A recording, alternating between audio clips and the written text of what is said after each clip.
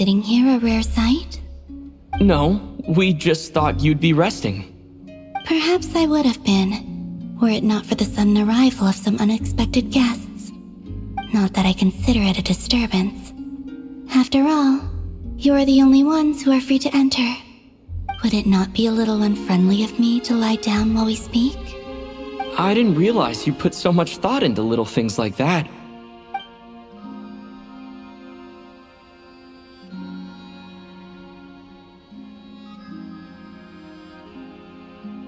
Only sometimes. There have been moments lately where I think about you and your companions. They are warm, mysterious, and cozy memories. Very few of my past memories are anything like that. They say that travelers return home bearing bags full of souvenirs. But my luggage was empty, and I believed it would stay that way. Return home? So, you're still planning on returning to the moon? Yes. This planet continues to reject me, reminding me that I do not belong here. If I remain in Teyvat, there will come a day that I disintegrate. And I don't mean reduced to dust, or turned into food for the flowers. I mean, I will cease to exist entirely. Alright then. Well, we're sure gonna miss you. But it sounds like we'll have to say goodbye. How do you intend to return? The moon prayer night is soon to arrive. On that day, the moon will be closest to Teyvat. The Kuvaki in this land will reach its peak at that time. I merely need to grasp the tide, and with relatively little effort. Oh, Paimon gets it! It'll work like a slingshot! You make it sound like she's gonna get blasted up to the moon.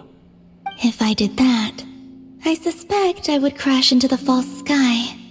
I will be using a much gentler approach. But I do like the analogy. It's fun. You see? She gets Paimon's sense of humor. In the blink of an eye, the time has come to part ways.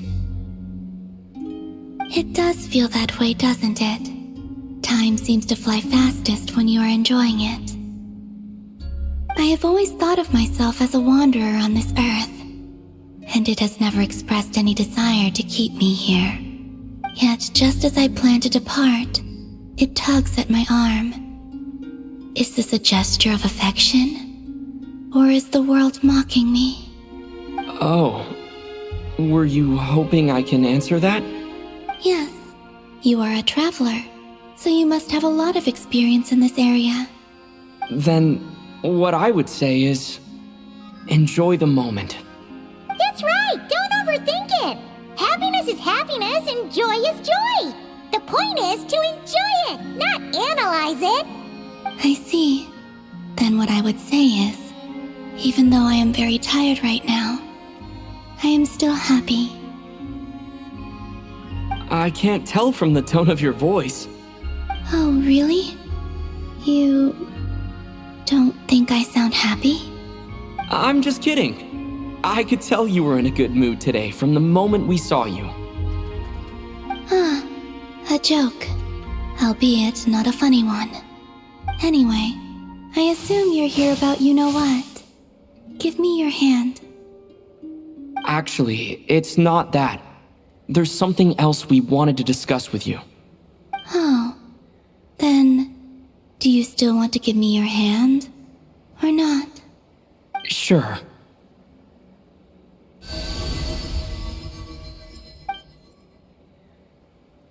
Thank you. So, I've heard that in the moon prayer nights of the past, people here would hold celebrations in the moon goddess's honor. Since you helped so much in our fight against the Rehir of Solnari, I think you deserve a farewell party before you return home. I haven't asked everyone else for their opinions on this yet, but I'd like to invite you to join the upcoming moon prayer night. I've never joined a moon prayer night before. I'm not sure what I would even do. Oh, don't worry about that! We take care of everything! all you need to do is show up. Of course, there's no need to force it if you're not feeling strong enough. It's just, this kind of felt like a golden opportunity. But they call me Kutar, and the Fatui have an arrest warrant out for me. I shouldn't appear in public right now.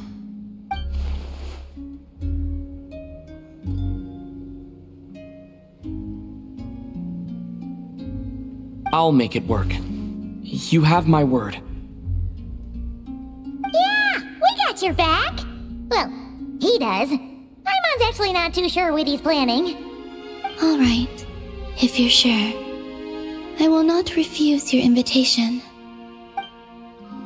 I suppose it wouldn't hurt to pack a few more sights from this world into my suitcase before finally learning what my homeland looks like.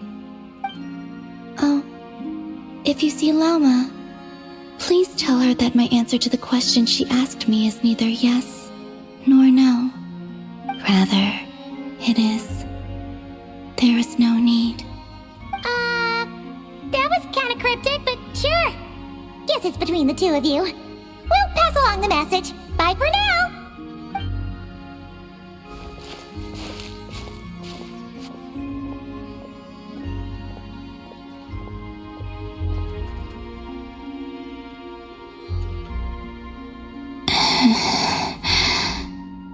And also, I do not know.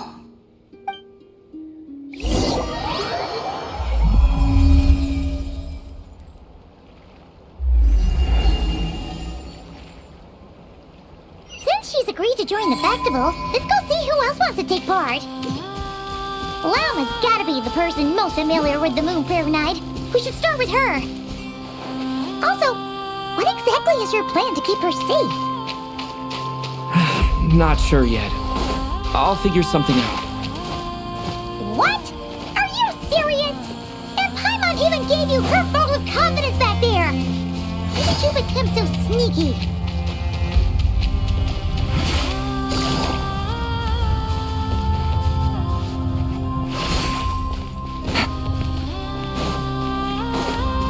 Take it easy.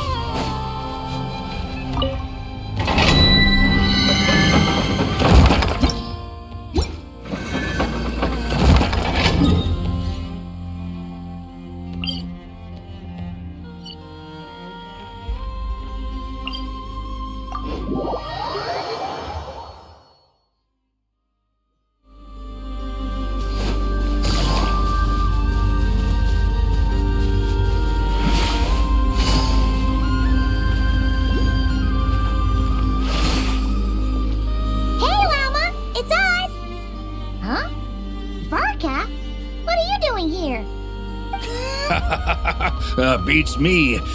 I had a bit too much to drink last night, and when I woke up, I was on Easy Island. Mr. Varka is helping to oversee Nasha Town's preparations for Moon Prayer Night. He is here to go over some details regarding the decorations and custom cloth designs. Right, yeah, that too. What do you mean, that too? Yes. Celebrating this festival is a long-held tradition here in Nod-Krai. On this day, the crescent moon at the top branches of the verdant crest turns into a full moon, and the moon prayer blossoms bloom with a special radiance. Our people take these to be blessed omens. It's an especially welcome event coming off the back of all that nasty business with Rare. Everyone got put through the ringer recently, and now they're looking to turn their fortunes around. The big shots in town all agree that a big, lively celebration is just what we need to rebuild people's faith in this place. No wonder Catherine said that people weren't so bothered about the religious element. That's right. It's become more of a local custom by this point. The celebrations have little to do with whether the religious stories behind this event are true or not. Even the Frost Moon Scions are eagerly awaiting the coming of Moon Prayer Night, despite now knowing that their past beliefs were founded on a falsehood. That's fair. It's a bit like the Lantern Ride in Liyue. It's a chance for people to enjoy themselves, not debate the existence of the Adepti.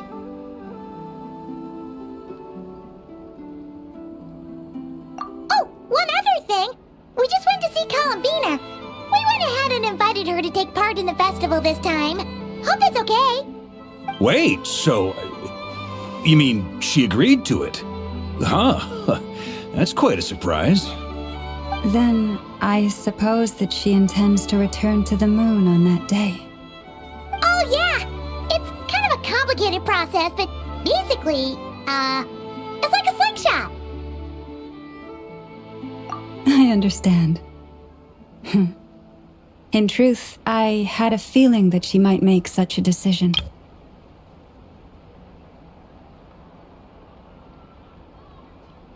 Well, if Kuthar has decided to participate in the festival, we should prepare accordingly. Yeah, exactly. She was saying how it could be risky for her to show her face in public. We were wondering if there was any way we could hide her.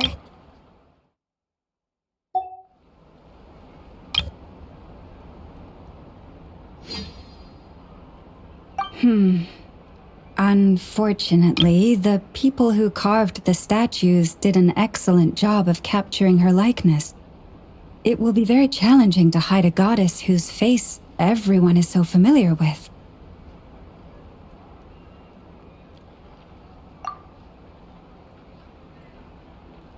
Darn! We may have bitten off more than we can chew here. Nah, don't sweat the small stuff. We can handle that.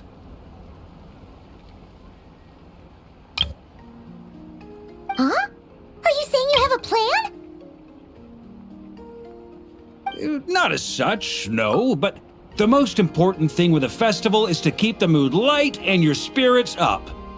You can't go preparing for a festival with those long faces.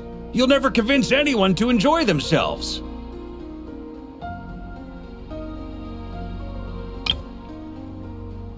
The Mondstatter spirit is strong with this one. As it happens, I agree with Mr. Varka.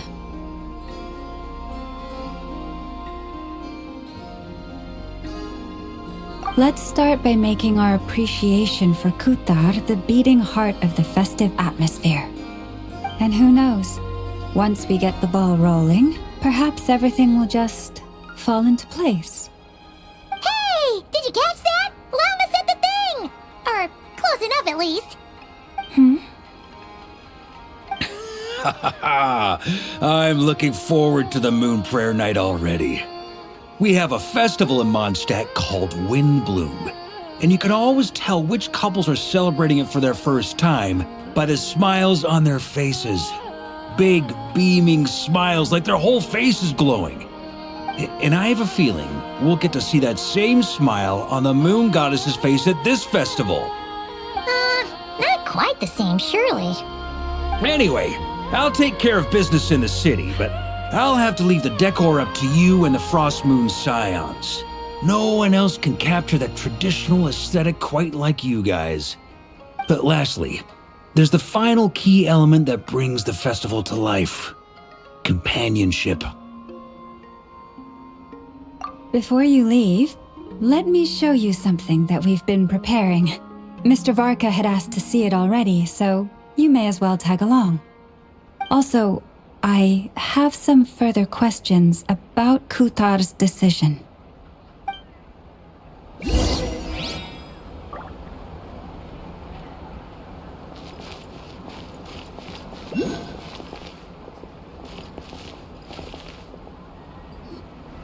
Huh! What's this? They sure look like they're having fun. I believe so. Kuhenki seem very skilled at playing drums like these, although I'm not sure where they learned it from. Maybe it's an innate talent? In their eyes, they're probably just playing with toys.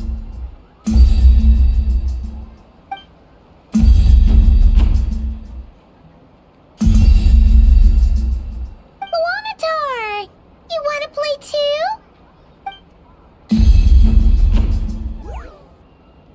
Yeah. She looks more confused than anything. Maybe we can teach her next time if we get the chance.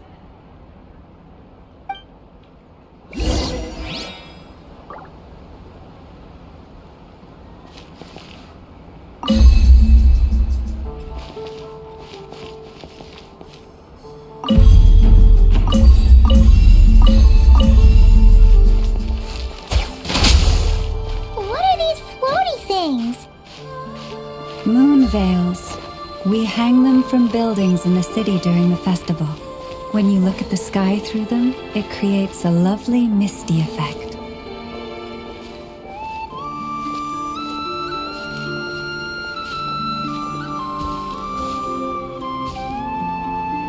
Everyone seems hard at work. They're preparing items for Moon Prayer Night. For instance, the sculpture being made over here, Mr. Varka and I were just finalizing the details of where it will be placed. Ah, there she is. I didn't know the finished article would be so large. Not to worry, though. All the necessary arrangements have been made. Just let me know once it's ready, and I'll get some people to ship it over. You have my thanks. And over here, we are preparing a very traditional confection. Oh, look at all these colors! It looks great! Can Paimon try one?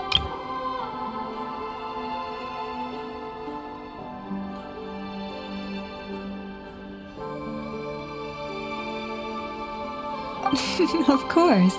I have a feeling you'll like it a lot. You bet! Sweets and treats are Paimon's favorite! If you included those in the Feast of the Moon, I bet Paimon would have joined the Frost Moon Scions by now.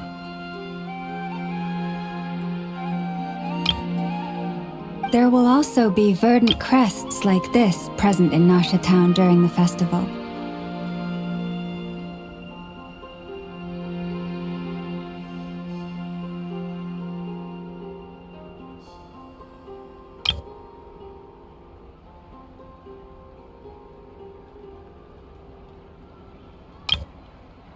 The timing of Moon Prayer Night is not completely set in advance.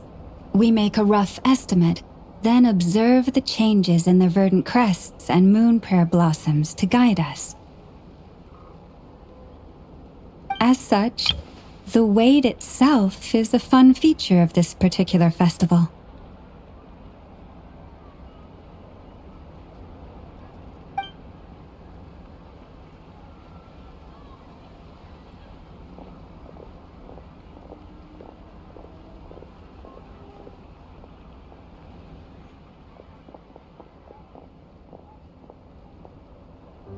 Let's talk here. To tell the truth, I am very surprised to hear that Kutar is willing to participate in the festival.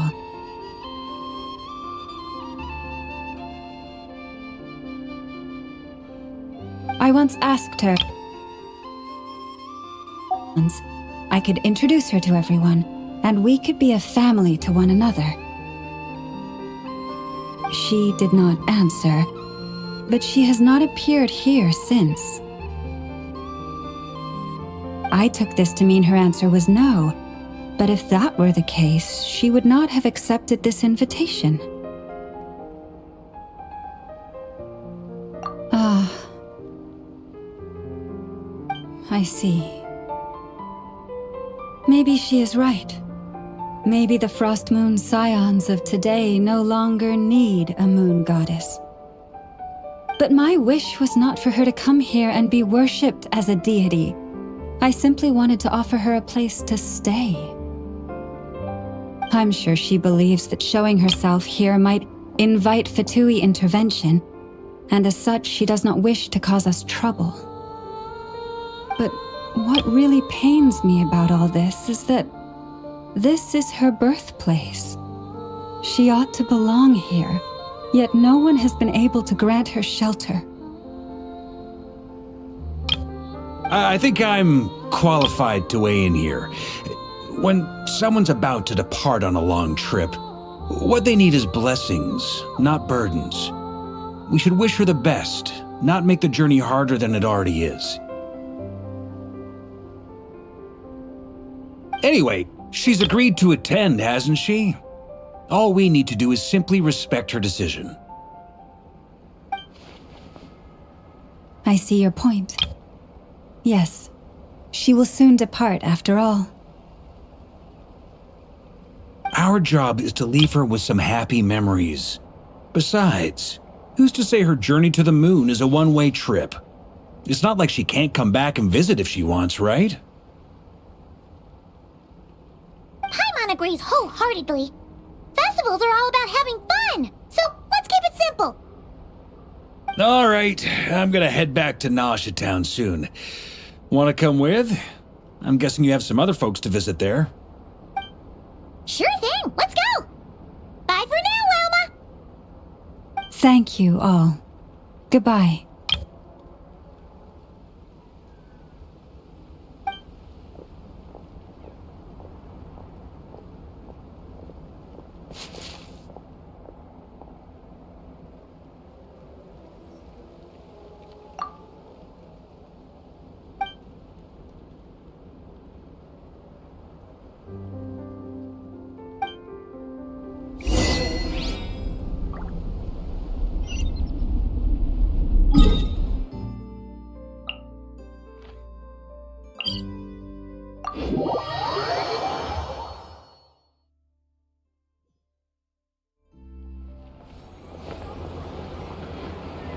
Huh?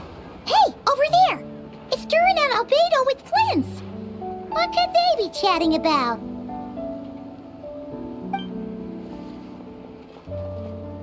Your guess is as good as mine. Ah, Grand Master, and the Traveler and Paimon. Hello there. It's been a while. Perfect. We have some new volunteers for our investigation.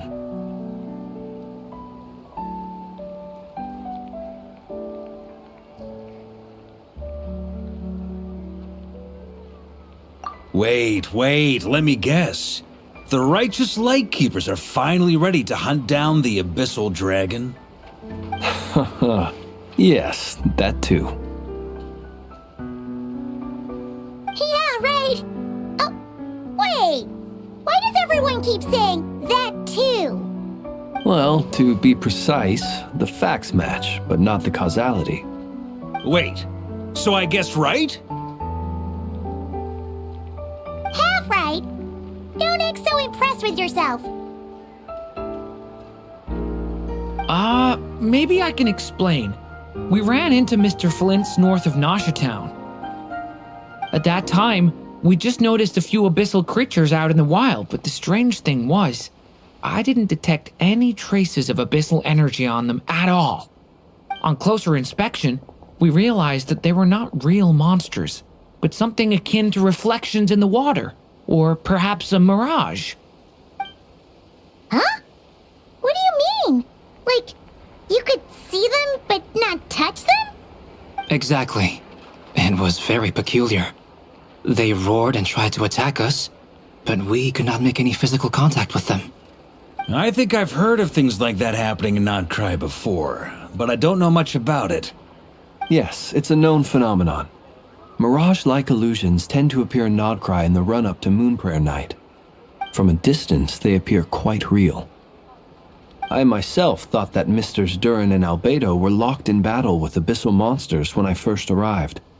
But after sharing intel and investigating a little further, we can confirm that these illusions are harmless. There is no great cause for concern. All the Mirage stories I've heard are either animals, rocks, or small houses. Abyssal monsters, though? That's a first. It's a first for me, too. So I'm planning to look into it further just to be on the safe side. I intend to inspect a few more locations. What about you two? Any plans? Alice contacted me a few days ago. She'd like me and Durin to assist her with an experiment. But we lost contact shortly after receiving the message. I'm sure that comes as no surprise to anyone familiar with her. We don't know when the wind will blow, yet when the wind blows, we will know. That, in a nutshell, describes how Alice operates. Yeah, that tracks. Okay. Well, I suggest we investigate this Mirage business in the meantime. It's piqued my curiosity, and I'm pretty sure I know someone who will already be 10 steps ahead of us. Well said. Right? Whatever's happening in Nod-Krai, she always seems to be the first one to know. Let's go see what she knows. We can invite her and her staff to the festival while we're at it.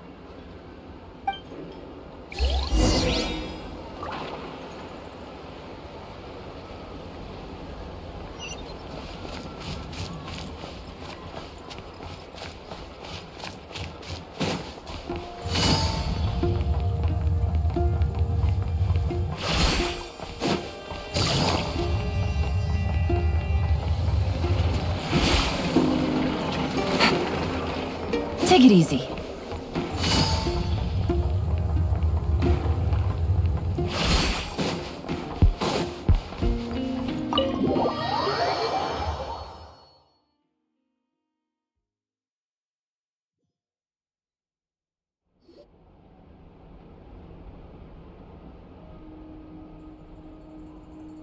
You're right, I have noticed. There's certainly something a little fishy about this situation. Only a little, though. Records indicate that this phenomenon can occur in the days before and following Moon Prayer Night. That said, it has always been a rare sight in the past. The odds of encountering these phantoms are similar to looking up in the night sky, happening to see a shooting star, and managing to make a wish before it disappears. But this time, either everyone's getting lucky, or they're appearing far more frequently than usual. Yehoda's out gathering intel as we speak. In the meantime, let me check off some points of interest. First, the Abyss. The ones we saw seem to be abyssal monsters.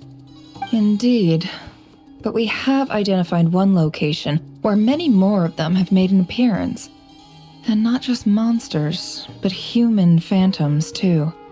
Given the scale and nature of the phantoms, it's almost as if someone's last memories are coming to life. Or perhaps the memories of multiple people. Oh. So you mean the phantom monsters are hunting down the phantom humans? Exactly. The phantoms can interact with each other, but we have no means of intervening. In addition, some of the human phantoms would seem to be from the very distant past. This is clear both from the clothing they wear and the stories they tell. They claim to be from Hyperborea, a name which I've heard from Lauma before. If this is true, it means they must be from 6,000 years ago. Did Paimon hear that right? 6,000 years? It sounds like this merits further exploration. That'd be a big help. I'll leave it with you, Albedo. My knowledge of ancient history is non-existent. I used to doze off every time the pre-Knights of Favonius era came up in class. It's quite a miracle that you were able to understand these phantoms' speech, given how long ago they lived. I suppose you're right. But I'll leave the archaeologists to ruminate over that conundrum. As an intelligence broker, my sole interest is in the value of the information I gather. Which, in this case, hopefully means earning myself some good favor with our dear Lady Moonchanter. So calculating. Whew, this intel broker logic always catches Paimon by surprise. Sounds to me like we could split the work up. I think the abyssal phenomenon is best left to Albedo, Flint's, and me. Agreed. It coincides with my duty as a lightkeeper. For my part, I'd like to understand the Abyss better. Even a little knowledge would go a long way. This is certainly a rare opportunity to study the Abyss. But even rarer, perhaps, is the chance to make contact with the Ancients. The Curatorium will take the lead on investigating the Hyperboreans. We put in the work to learn what we know so far. It seems only fair that we get some quantity of exclusive intel. That just leaves our trusty team of 2 unassigned. Since you became an honorary knight, of course. This was part of my grand plan all along. Ha ha ha! Oh yeah, by the way, we managed to convince Columbina to come to the Moon Prayer Night celebrations. Would you and Yehoda like to join too? She agreed to that? Huh. Quite an achievement. Never underestimate the traveler, I guess. I'd be happy to join. No point shutting myself inside when the streets are all decked out. I doubt any clients will be visiting during the festival in any case. And Yehoda loves a party, so I'm sure she'll jump at the opportunity. No. Way to contradict me in front of... Wait, no, that's not what I have bad news, boss. So many people. All right, everyone inside, quick.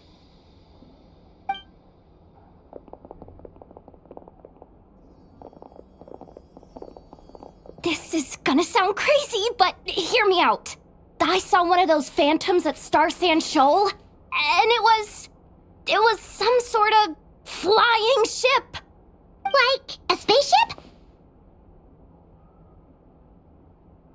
That's gotta be the one you came to Tibet in. You said you saw the same thing through the moon marrow, right? Huh? You already know about it? Ugh, I thought I was gonna blow people's minds. Turns out I'm the last to find out. Wait, back up. You came here in a spaceship? Now my mind is blown!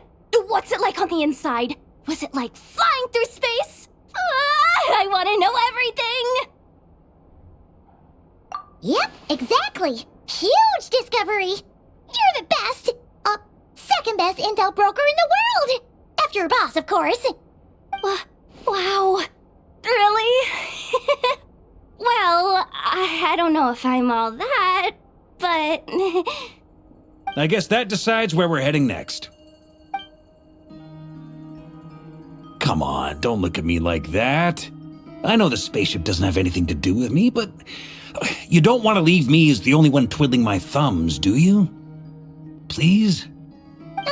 Fair enough. You can tag along. In that case, let's meet back here to discuss our findings once we're done. I wish everyone a productive investigation. You too.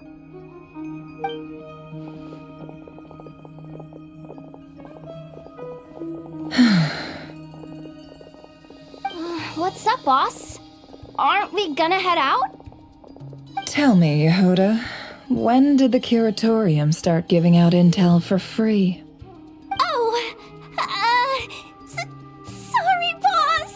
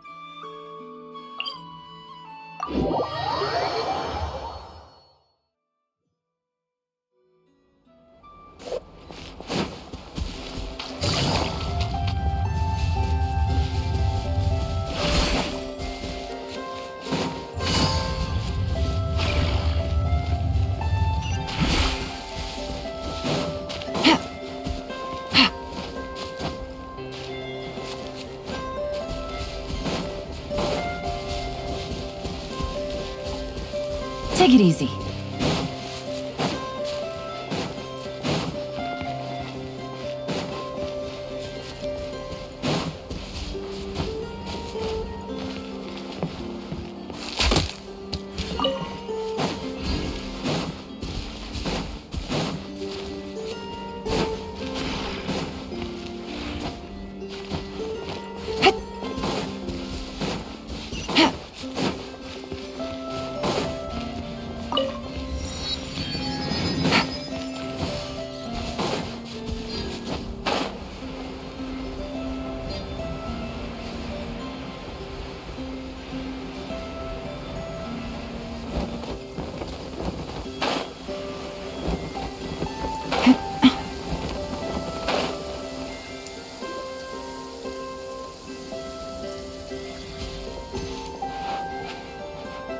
Well, what do you know? Yehoda was right on the money.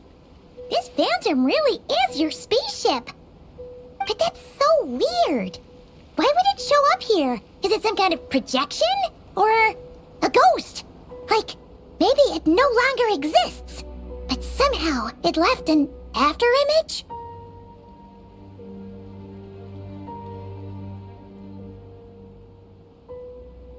Ah, you're already here. Miss Lauma, what a surprise. I thought you were busy with festival preparations. I was, until one of our people informed me that a strange sight had appeared at Starsand Shoal. No one's ever seen something quite like this before. I thought I should see it for myself. Same here. Oh, so we heard that these things appear around the festival period. Any idea why that is?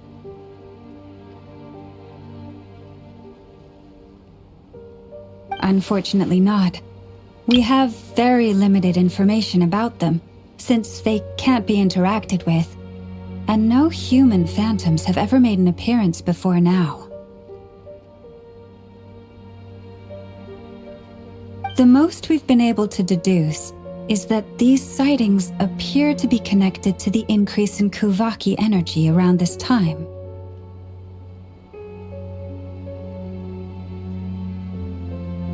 Yeah, seems like that's all we can do. This is all so confusing. Allow me to lend you a hand.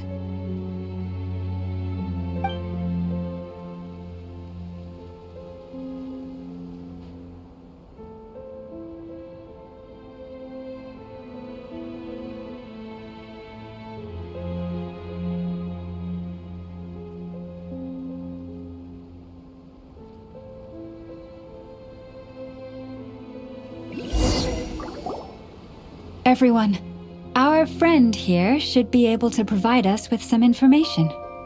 Is that a phantom rhymehorn deer? I've heard about how the Frostmoon Scions live in harmony with the animals and can even communicate with them. That's coming in handy now, for sure. Okay. Yes, I understand. Then how about this?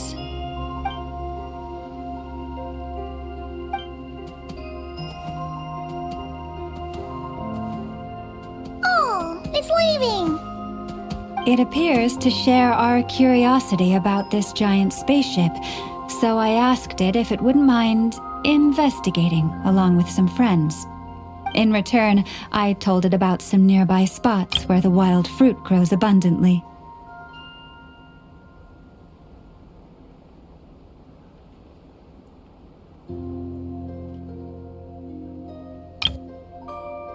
We may live in a different era from these phantoms, but I trust that the terrain, climate, and ecology here are more resistant to the effects of time than some things are.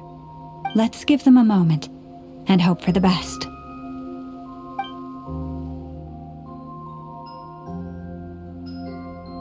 All back together? Must have been a lot of fruit. Indeed. Now let me ask them some questions.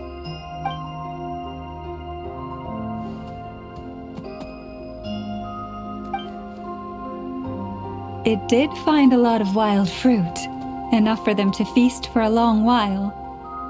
This puffin circled in the air several times, but didn't spot anything out of the ordinary. Certainly nothing to do with the spaceship. Huh. Well, it definitely makes sense to get a bird's eye view. Indeed. Other than that, I was also thinking that the world these phantoms see is also different from ours. Oh, I get what you mean. The wild fruit exist in both times and spaces, but there might also be things that only exist in that space-time, which we can't see.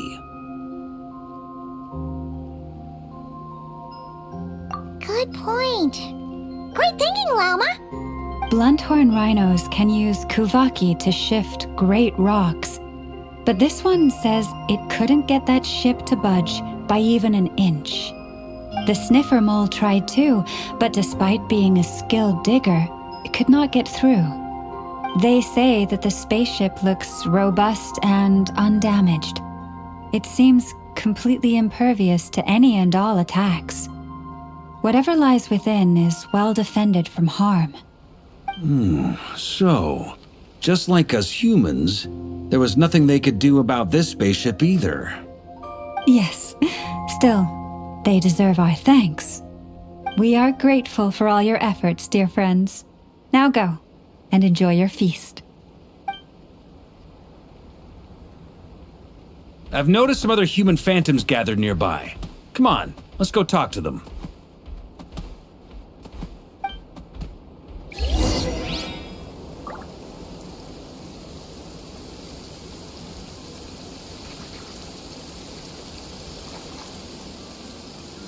It's raining again? Oh, this isn't good. If the rain washes away the traces, it's gonna set us back a long way. What is this thing? I've never seen it move, and there's no way to get inside. Goodness knows. My grandpa says it's been sitting here at least since his grandpa was still alive. What about his grandpa? Did he say anything to your grandpa's grandpa about it? Huh? I don't know. In all likelihood, it was here back then too. Hard to imagine something this huge could move. Guess that means that as far as they're concerned, this ship's been around a long time.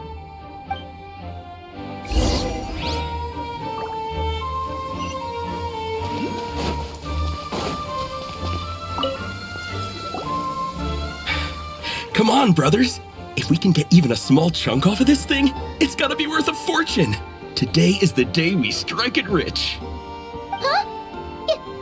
You mean Paimon? Yes, brother, I shall join you. Let's make our fortune.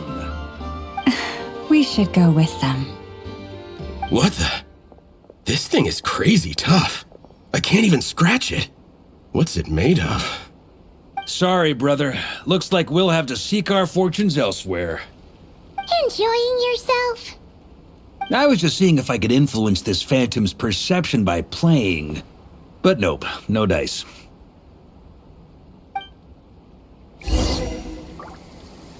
I'm sure we're all starting to build up an idea of what's going on here now that we've spoken to some of the people. These phantoms are reenacting real historical events in Nod-Krai. It's almost like we're in some kind of interactive stage play. We can talk to the actors, but the plot is fixed and we can't influence it. It makes sense. History is set in stone. The objective facts of the past cannot be changed. Paimon totally thought you were just goofing around earlier. But actually, you were doing some serious investigating. Of course I was. Anyway, at this point, I think we're forced to conclude that although the Phantom spaceship is right there in front of us, we aren't going to learn much about it from these people.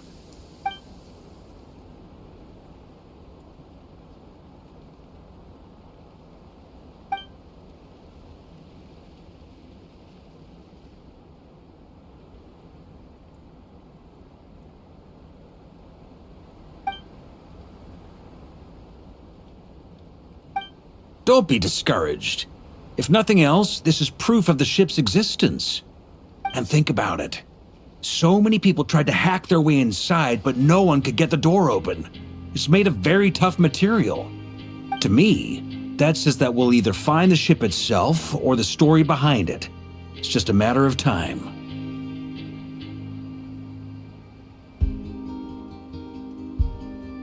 Huh. Every now and then, when Varka gets serious, he actually does seem like Grandmaster material for once. I wonder how the others are doing. Let's head back for now. Sounds good. Also, drinks are on me if Team Knights of Favonius is the first to finish. Wait, we have a team name now? Am I in Team Knights of Favonius as well? You're very welcome to join. We've even got a cathedral ready for you. Isn't that technically blasphemy? You wouldn't dare make a joke like that if Barbados was in earshot. Nah, I'm sure Barbados doesn't mind a little harmless blasphemy once in a while.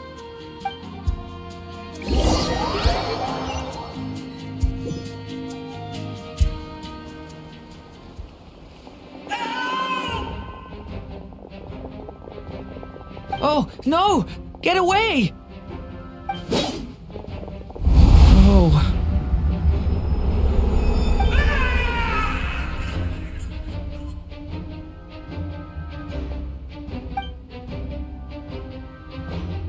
I know it's hard to stomach, Mr. Durin. But as I'm sure you've noticed, there is nothing we can do to intervene in that which unfolds before us. But we have to at least try. And try you have. But are you aware of how many unsuccessful attempts you've made now? I wasn't keeping count. I'm afraid this is the 39th failure so far. Or the 5th if we're only counting this particular victim. There are no indications that these phantoms may be altered in any way. You seem to have calmed down a little. I'll make us a fire. You should rest and have some water. Feeling any better now, Mr. Durin? May I ask a few questions? Be my guest. What exactly are we witnessing here? What happened to those people? My guess would be that we are seeing Nod-Krai during the Conrian Cataclysm. Would that be accurate? Conria. That is correct. As you know, once the Abyss senses even the tiniest crack, it floods in and spreads like wildfire. There was a time in the distant past when it permeated all of Nod-Krai, causing immeasurable harm. The people paid a terrible price to heal this land. Then, 500 years ago, the whole of Teyvat suffered an abyssal disaster. Once more, Nod-Krai was dealt a devastating blow. I see. In the face of the abyssal onslaught, all were like grains of sand tossed around by a tidal wave. Be they human, fae, or god. The moment you witnessed is but one drop in a whole ocean of catastrophe. All right. I guess that answers my second question, too.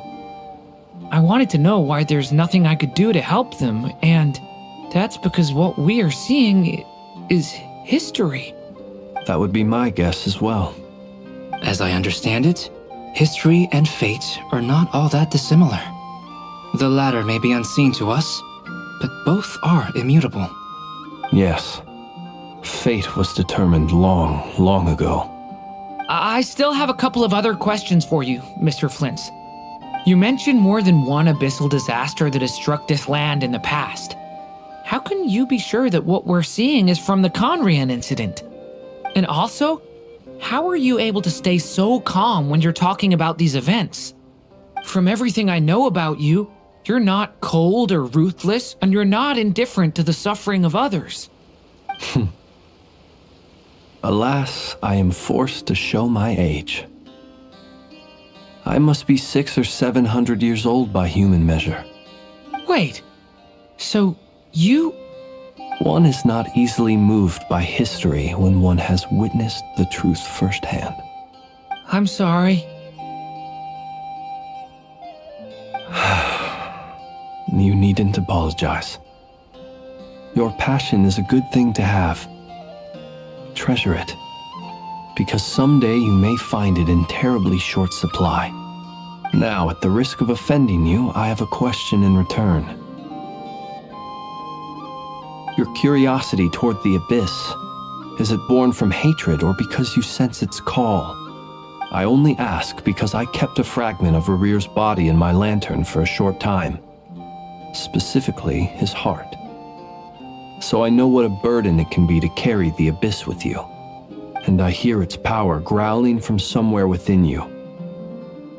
In my eyes, your mere existence is a miracle. My honest answer is... I don't know. I don't think I have the confidence to say for certain. What I will say is the Abyss is not the only issue that haunts me. Even before I became who I am today, the question dogged me constantly. Should I even exist at all? My doubts remain unresolved. But when we fought Rerir, something became a little clearer to me. Sometimes it is the darkness within us that allows us to achieve the impossible. I certainly got the sense from your 39 attempts that you were trying to achieve the impossible. It sounds like you've resolved to see the truth for yourself. Absolutely. In that sense, he and I are quite similar. Then I wish you every success. I look forward to the day of your transcension.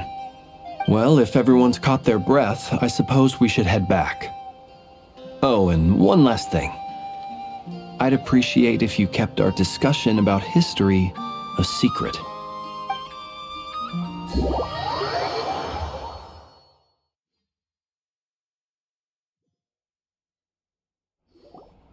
Incredibly, our separate investigations led us all to the same conclusion. Hooray for consensus! Yeah, but we barely learned anything, though. I totally thought this would be the motherlode. Talking with the ancients? I mean, come on! But nope. All we got was useless snippets of conversation. And all this stuff about moons and hyperopia. What a load of baloney. Seems like people back then had a few screws loose. I understand your frustration. We found the same issue.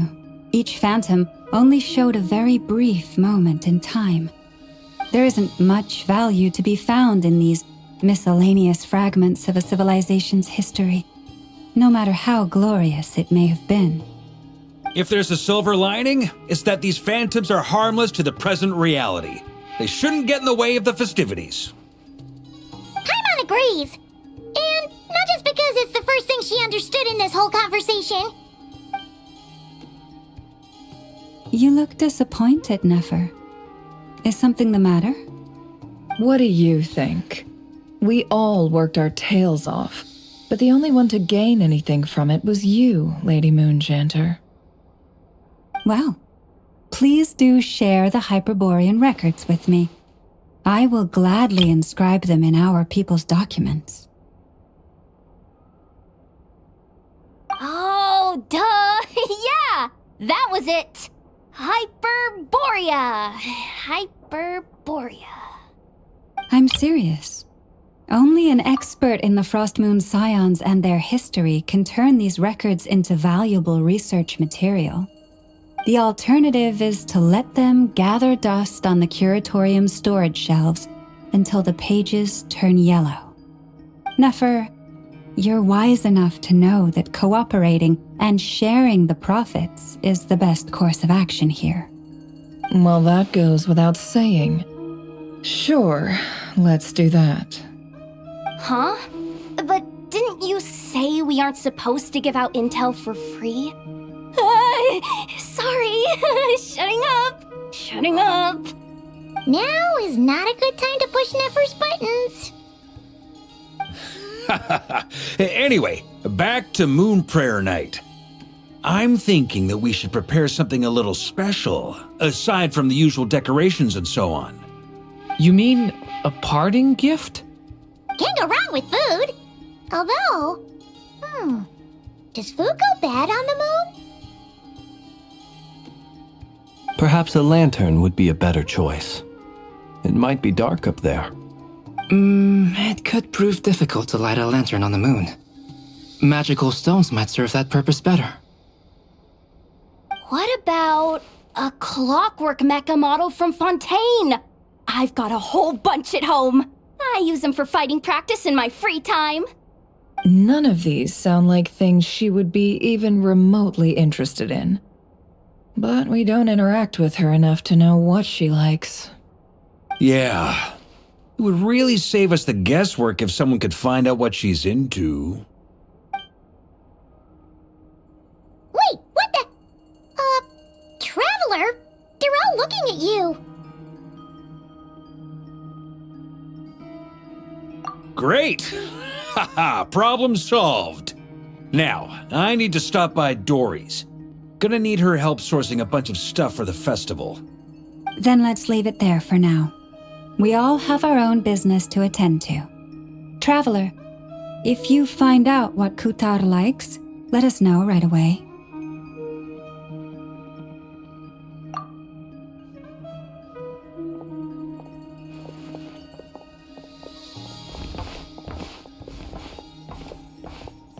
Is something the matter? I'm fine. It's just... I'm still feeling a little rattled after witnessing the horrors of the Abyss. But it's okay. This is something I have to work through. I'll be alright. Thanks for your concern. Well, don't put too much pressure on yourself. If you ever feel like something's wrong, physically or mentally, we're here to talk. Come on! Stop treating me like a kid.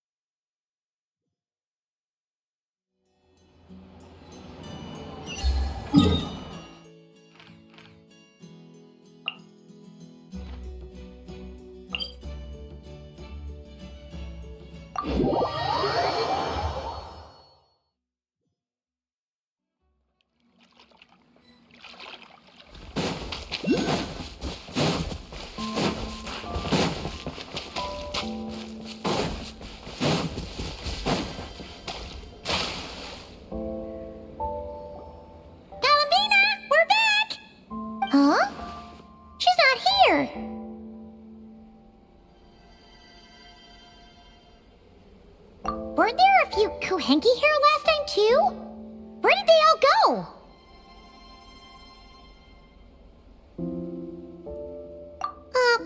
Walkies? For Kuhenki? You're not pets, you know. Oh, well. Looks like we just came at a bad time. Let's try again tomorrow. There's still a few days until Moon Prayer Night, so we're in no rush. Besides, she needs time to rest anyway.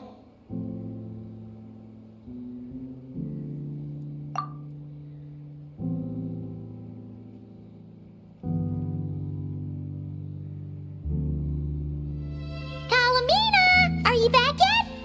Oh, how strange. Looks like she still isn't here. Right? It's not like her to spend so much time outside, especially since she's worried about attracting unwanted attention. What about Luonatar? Luonatar, you there? Hey! Do you know where Kalambina went? Sorry, didn't understand. But if you know where she is, could you take us to her?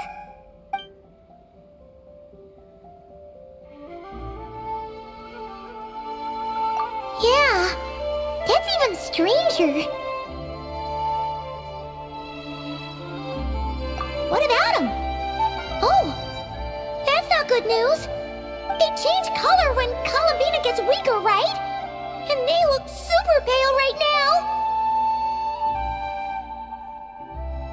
Good idea. She might know what's happening.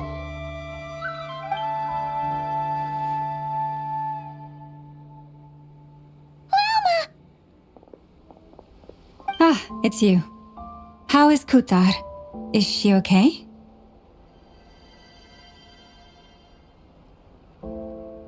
No, she hasn't.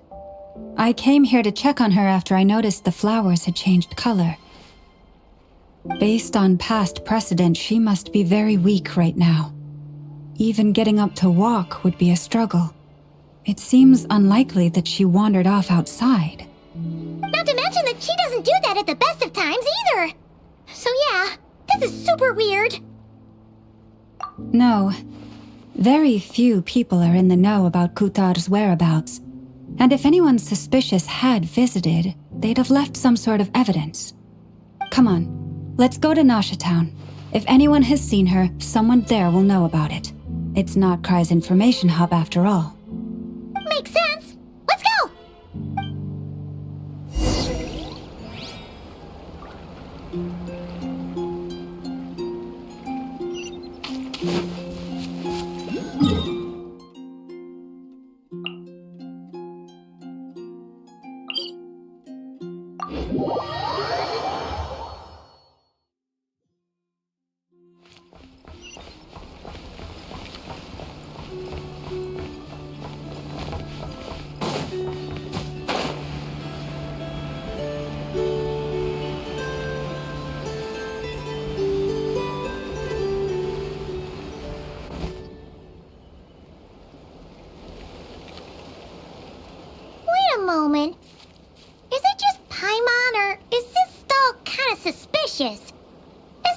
before, right?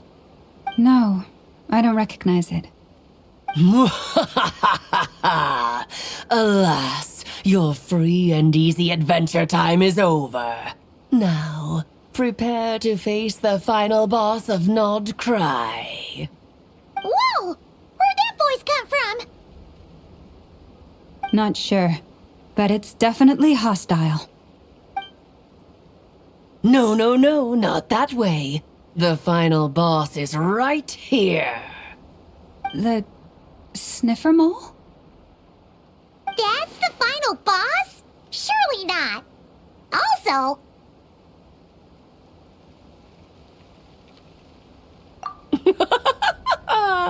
Okay, the jig is up. I'll stop teasing you. Turn around. I'm right behind you. It seems I've managed to leave quite an indelible impression, even though you've never seen my face. Oh, nothing could make a great maid more pleased with herself.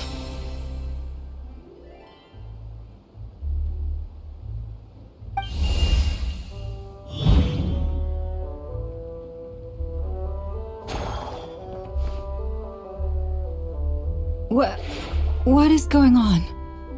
I've heard that all the big shots in Teyvat have long, wordy titles that stun people speechless when they make their entrance. Unfortunately, none of them are affiliated with the Hexen Circle, and we ourselves keep a very low profile. The notorious name-dropping doesn't quite work for us. Still, I, for one, think I'm really quite amazing. So that didn't stop me from coming up with a title anyway. Alice! It's really you this time?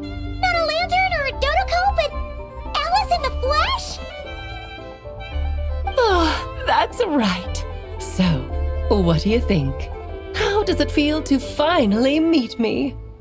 You look like...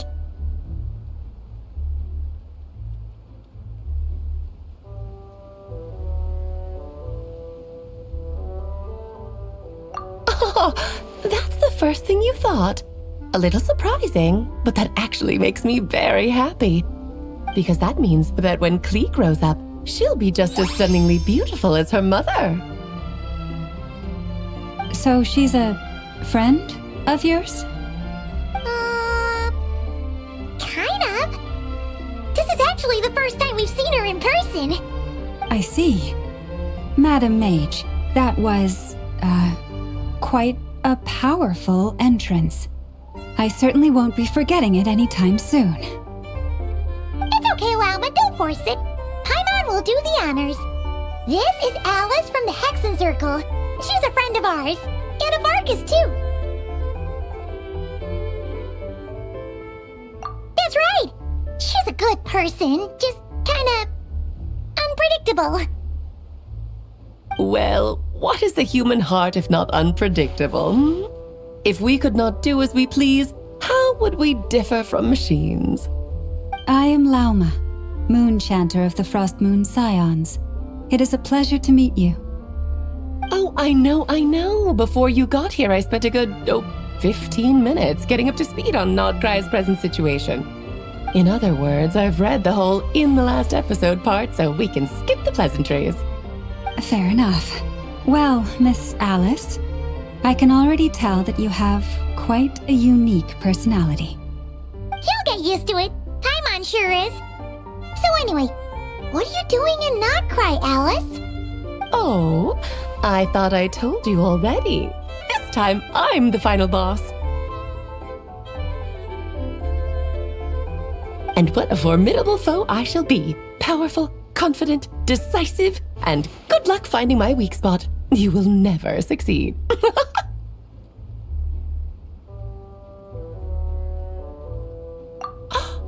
Oh, drat! My one weakness, and you found it in an instant. Fate has been dealt a devastating blow. Thus falls the great Dodo King. Why are you playing along with this nonsense? For funsies, of course. What's wrong, Paimon? Are you disappointed in me? Am I a gigantic letdown? No, it's just... you seem like a busy lady. And this is the one time you've shown up in person. Someone figured it would be for something more high stakes than just goofing around. You're quite right. I'm here in Nod-Krai because something big happened. Something big enough it caught the attention of the Hexen Circle. It concerns the 3 moons, Tevat's borders, and of course, the moon goddess you are currently searching for.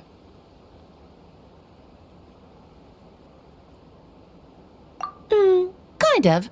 Why don't we discuss this over a pot of tea? My main reason for coming on this trip to Tevat was, of course, to have some fun. But I do technically have a job to do as well, namely, maintaining the stability of Tevat's borders. I'll skip over the complicated parts, but to sum it up, abyssal energies are all that lie beyond Tevat's border. We'd find ourselves in a real pickle if they ever made it through. And the phantoms you've been seeing are a sign that the border has been disturbed. Ah, no wonder they tend to show up around Moon Prayer Night. Is it because the real moon is now so close to us that its power can cross the border? In part, but only a negligible amount passes through. Just enough to influence the verdant crests and so on. And as you've noticed, there has been an unprecedented number of phantoms appearing this year. The influence of the moon beyond the border cannot explain this. No, there is another far greater factor at play. The trilunar syzygy. A trilunar syzygy? Eons ago, before the heavenly principles came to Tevat, it was the then 3 moon goddesses who controlled the laws of this world.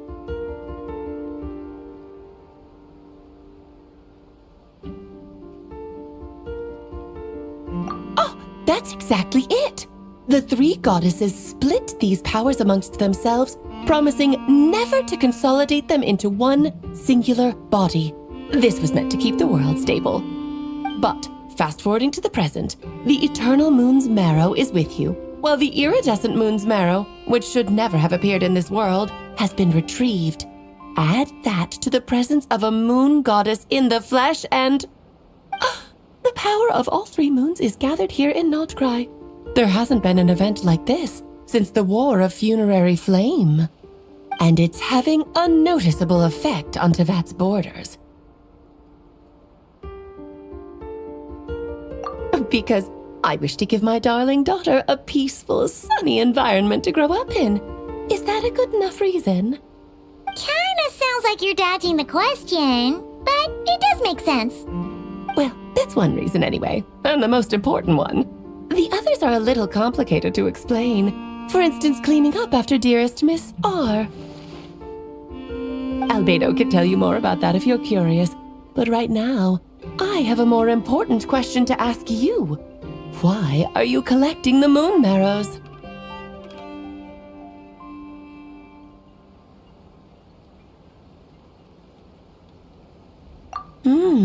I see.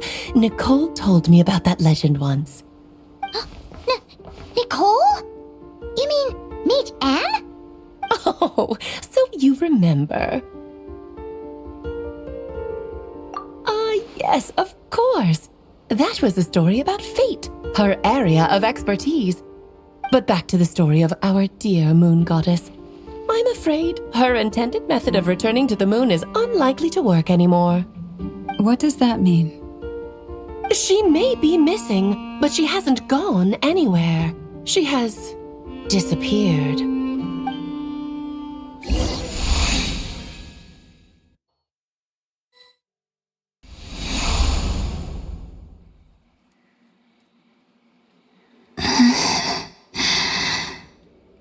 My body is so heavy.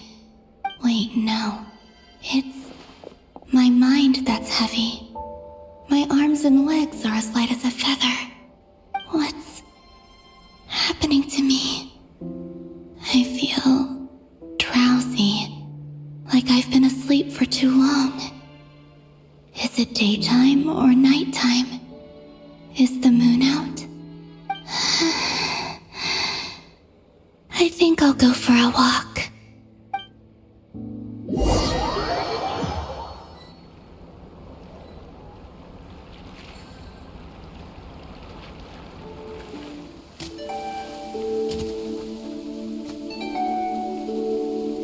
Are you out for a walk too? Huh?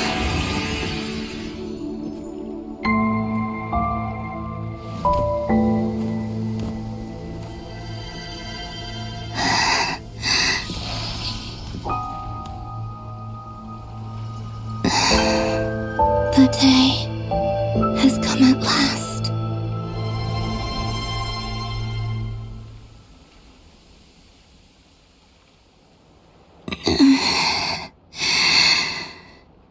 Have I grown so weak that I can't even sustain my physical form? But Moon Prayer Night is nearly here. I was so close to returning home. Death is near. Is this how it ends for me? Will I return to the moon after I disappear? Or... I don't want it to end like this. So far, at least, I still exist. Even if not physically, I can still feel. But as my power wanes, I'm sure that too will fade. I suppose I might take one final look at this world. The world where I was born.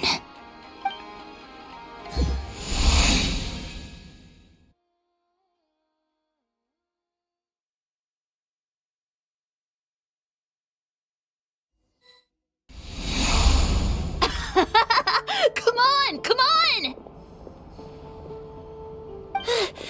Wait for me!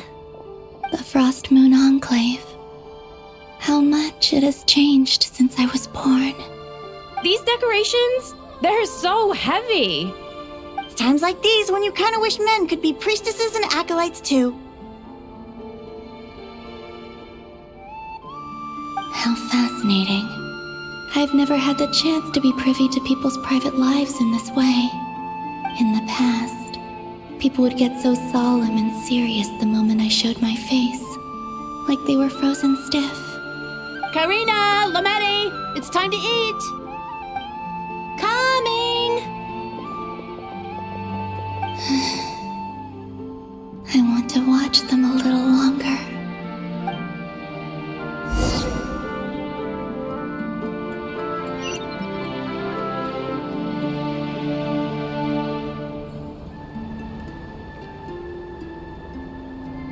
So just fill these balloons with air, right? Yep. Try a couple now to test things out. The rest can wait till Moon Prayer Night. Think fast!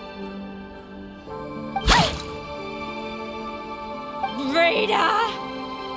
Teasing an acolyte of the Frost Moon Scions? Surely that's a punishable offense. Take this!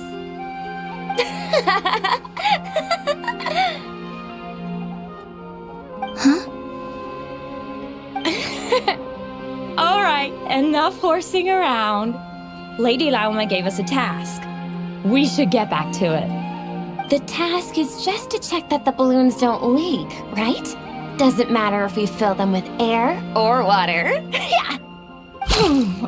Okay, you got me there. And you got me there. But still, we can't use all the balloons before the festival even starts. We won't use all of them. And as long as Lady Lauma's trusted acolyte doesn't snitch, this can stay as a little secret between friends. A couple more can't do any harm, right? Oh, you menace. Then, think fast! Is pumping a balloon full of water really so much fun?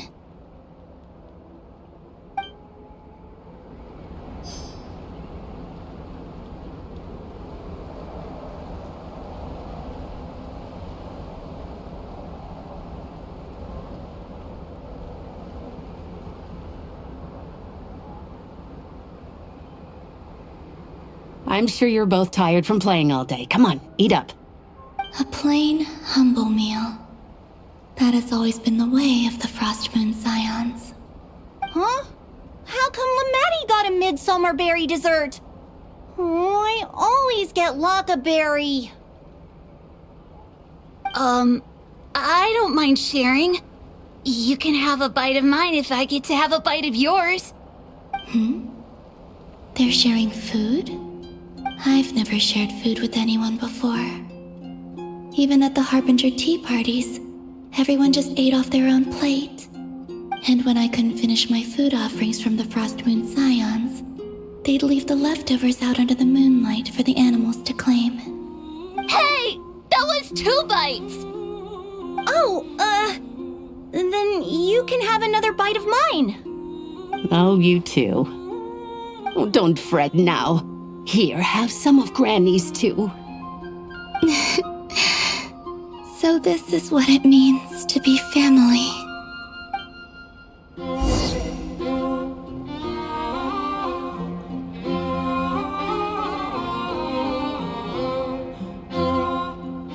I'm seeing so much that I'd never usually get to see.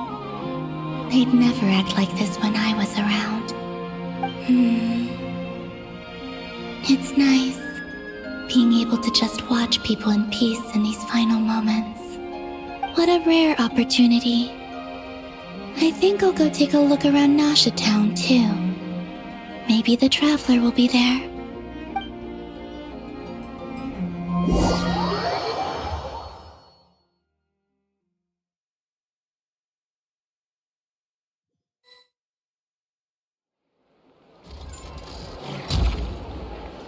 After the War of Funerary Flame, the Moon Goddesses were no longer recognized by Teyvat. They lost the whole foundation for their existence. That's why the Moon Goddess's strength is fading. She cannot withstand the world's rejection of her.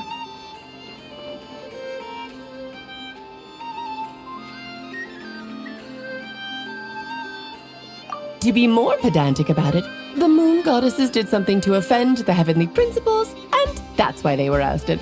Something of a recurring theme in Teyvat's history. Theoretically, speaking so candidly should put me in their crosshairs too, but they can't tell me what to do. I'll say whatever I want. Anywho, the Moon Marrow energies were but a drop in the bucket for her, and that battle against the Ray Hair of Solnari only weakened her further. Fortunately, it happened close enough to Moon Prayer Night when the Kuvaki concentration here is high. That's the only reason she managed to survive this long. What do you mean, fortunately? You said she disappeared. We're too late. Oh, what a headache. I thought this was all common knowledge. I guess I have some more explaining to do.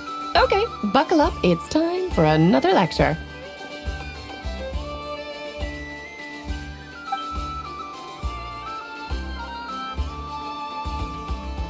Now, I said earlier that the Moon Goddesses lost the foundation for their existence.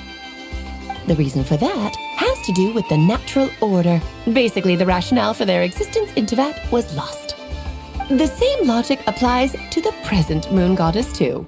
Consider her existence so far. Her comrades in the Fatui called her Damselette. And she was worshipped as Kutar by the Frost Moon Scions. But these connections have now been severed, whether by her hand or yours. So, the rationale that once sustained her existence is now gone. Wait, we did that to her? Oh, well, strictly speaking, yes. But let's not start pointing fingers, shall we? I'll only end up as the big bad villain, and that's not the kind of final boss I want to be. Of course I do. I'm only the greatest mage in the whole entire world. Now, if you wish to find your Moon Goddess, there are 2 problems we need to solve. Firstly, we'll need to strengthen the connection between her and Teyvat, at least enough to sustain her until Moon Prayer Night. Strengthen her connection? But does that mean I'll have to rally all the Frost Moon faithful behind this? I'm afraid a bygone faith and a former home won't be of any help to her now. Do you know her name? Her name? Oh, yes. Names are very important things. A name is a fundamental concept that anchors one's entire existence.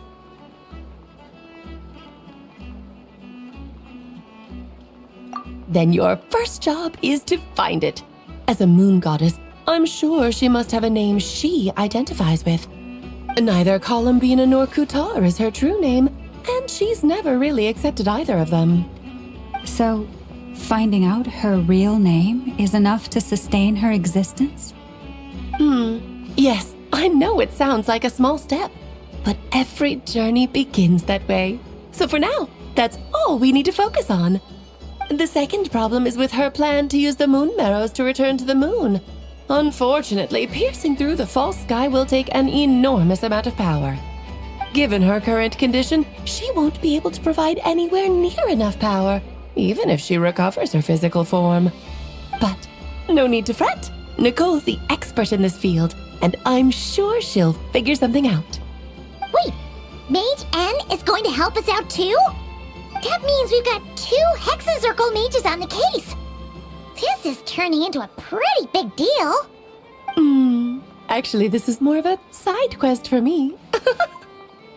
Like you said, I'm a busy lady, so I can't stay for too long. I'll have to return to Tevat's border soon.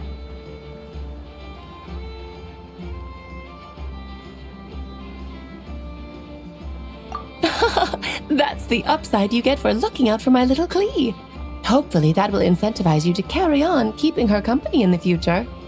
Anyway, jokes aside, you'd better get moving. It will take quite a miracle for the moon goddess's consciousness to hold out till moon prayer night. Oh, I suppose I might as well tell you where Nicole is before I leave. Off you go now. Time to meet your new friend. Oh, yes, and a little suggestion. Don't forget to mind your heads. What? I wonder how Durin's doing. I should really go see him before I head back. You really are super busy. I most certainly am. There's so many children I have to keep tabs on just in Mondstadt. Durin, Albedo, Venti, Varka.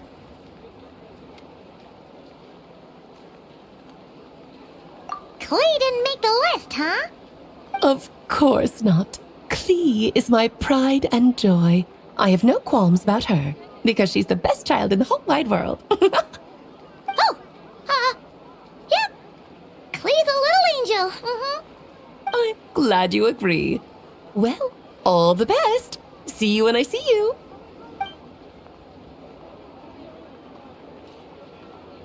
She left in a hurry. Yeah, she didn't pack up her stall. Should we handle it for her? I must say, I'm now very curious about her daughter. Klee, wasn't it? What's she like? That's a long story. Come on, we'll fill you in as we go.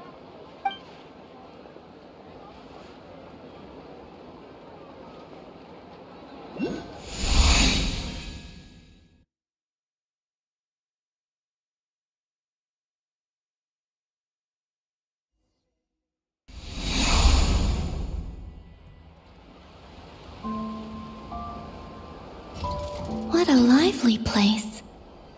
I've never experienced Nasha Town like this before. Hey, you old geezer! Your hammer's rusted through! Who are you calling old geezer? Are they quarreling? I'm looking right at him! You've really gone downhill since giving your daughter free rein in the workshop. Can you even swing a hammer anymore? It shouldn't take you days just to fix a single chair. You might as well use that hammer to massage my back for all the good it's doing. Don't run your mouth, or you'll get a back massage that'll put you in bed for the rest of your life. Look, the materials haven't arrived yet, all right? You know how busy it gets in the days before moon prayer night. I'll bet you send all the materials to your little princess. Blood's always thicker than water, huh? All right, you've made your point, Uncle Koski. As soon as the materials arrive, fixing your chair will be the #1 priority. And Dad, if you've got time to chat, why don't you lend me a hand, See? Lolka knows what the score is. I guess they're friends. But the way they spoke to each other was so ugly. Then again, it wouldn't be the first time I've seen something like this. Columbina! Sing outside my door in the middle of the night one more time, and I'll unscrew your vocal cords. You hear me? Oh, Zandrone. So that was her way of trying to be friends with me. What a pity. I won't get the chance to say any ugly things in reply.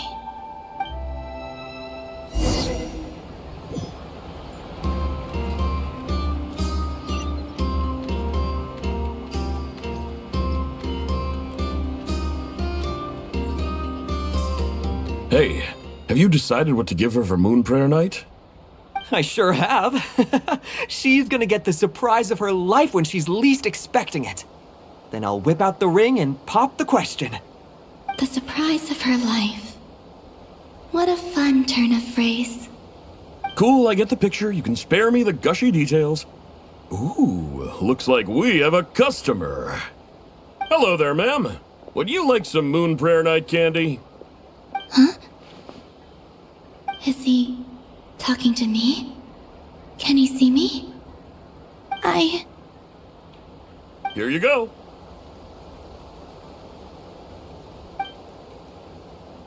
Oh.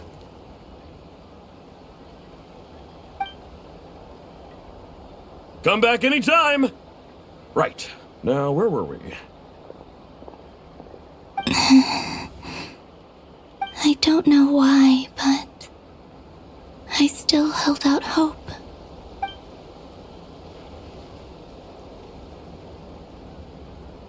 The most important thing right now is to find that mage. This name thing seems super important too, but where do we even start looking? I'd better go pay the Fatui a visit.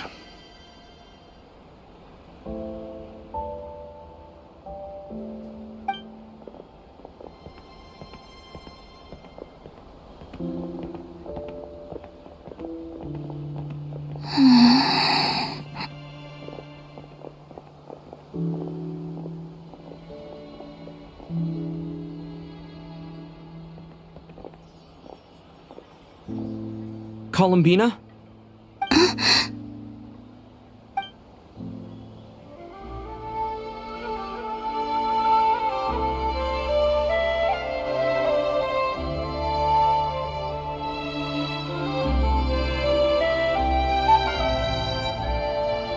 Traveler?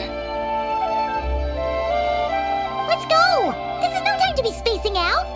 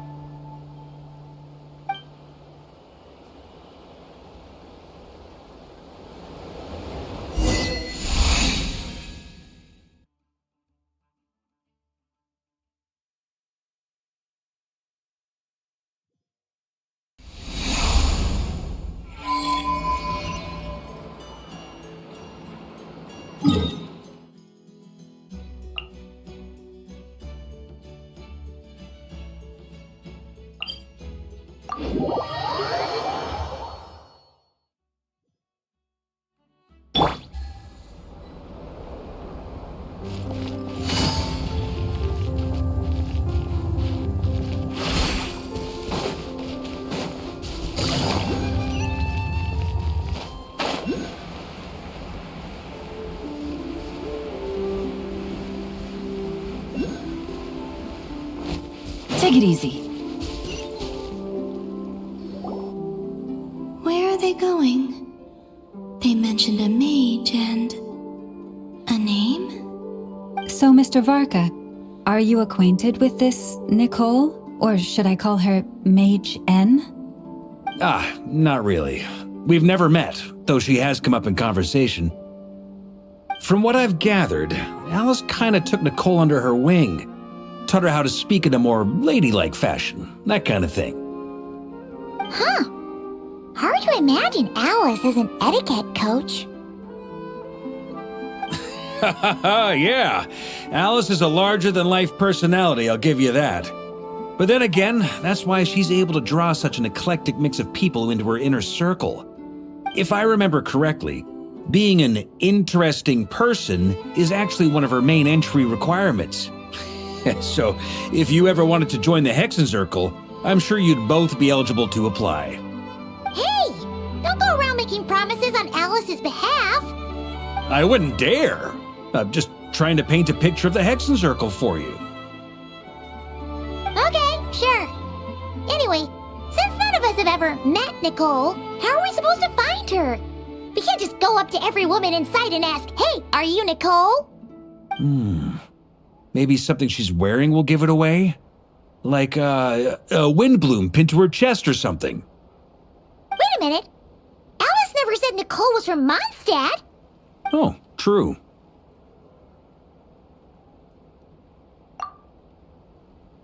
That would be this young lady, then?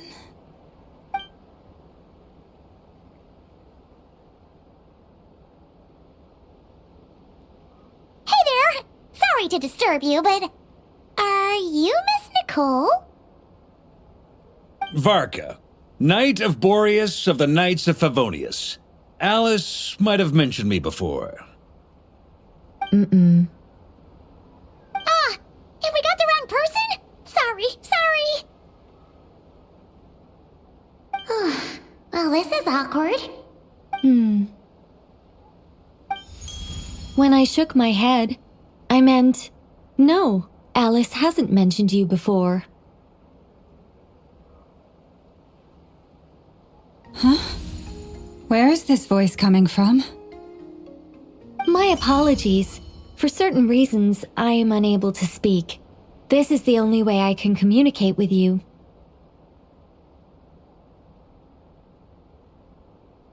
It might take some getting used to, but I hope you can understand.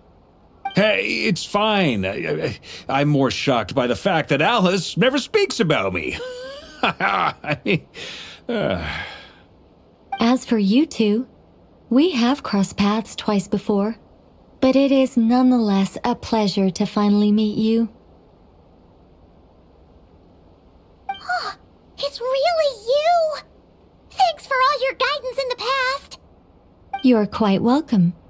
This time, things are different. We have reached the unwritten pages of the story. You might say that we stand at the crossroads of fate.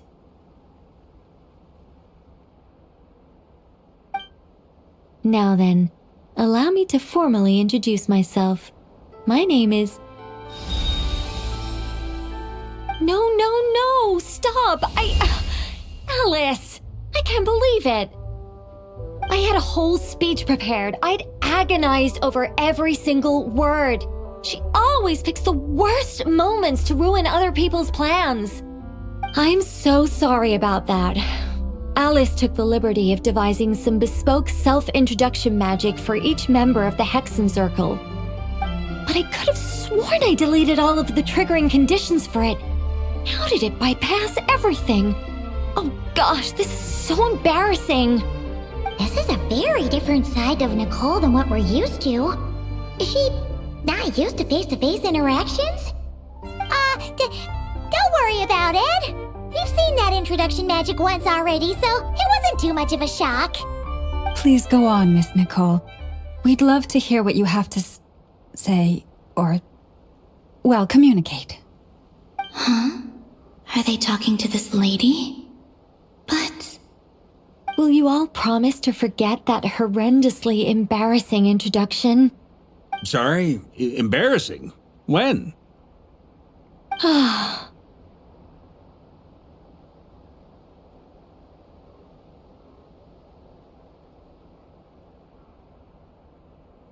Yes, my name is Nicole, and I am one of a very few angels who have retained both their preferred form and their power. The Traveler and Paimon should be no strangers to this concept. There is another of our kind in Natlan. They call her the Lord of the Night. Right! Paimon remembers her.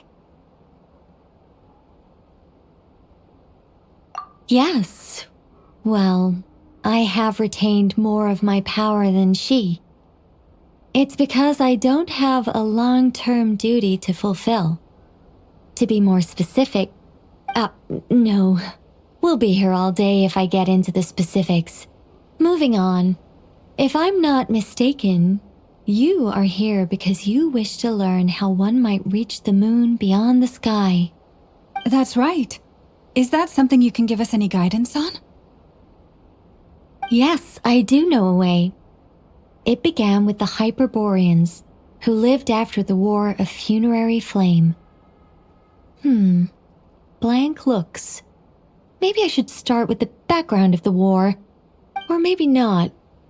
It shouldn't be an issue.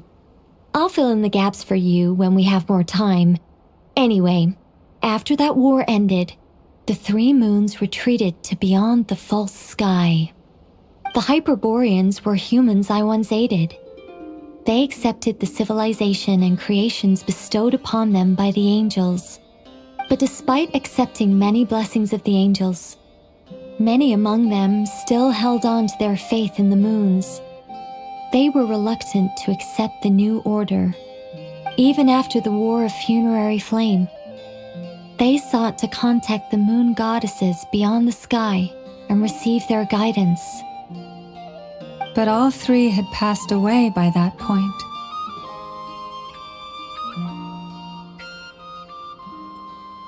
This mage has a unique method of communicating. Is she talking about the moons? Yes, but they did not know. And so, still they prayed for the moon goddess's mercy. After building titanic structures that consumed vast amounts of Kuvaki, at last they glimpsed the moons and heard their voices. But of course, they were gravely disappointed. For it was then that they realized the three moon goddesses were dead. Oh, that's such a sad story. It is. Humanity was in a very sorry state at that time. The angels who had once aided them were gone, and the War of Funerary Flames had left them homeless and destitute. Just a second, I gotta ask. How relevant is all this history to the task at hand? Well, I mean, it's... Okay, it seems we've drifted into irrelevant narrative waters. It's been a while since I've had the chance to speak inside someone's head. As soon as I got started, I lost control and the words just flowed out like a waterfall. What I'm trying to say is... Right, yes, that's it. The relevant part is the ritual created by the Hyperboreans.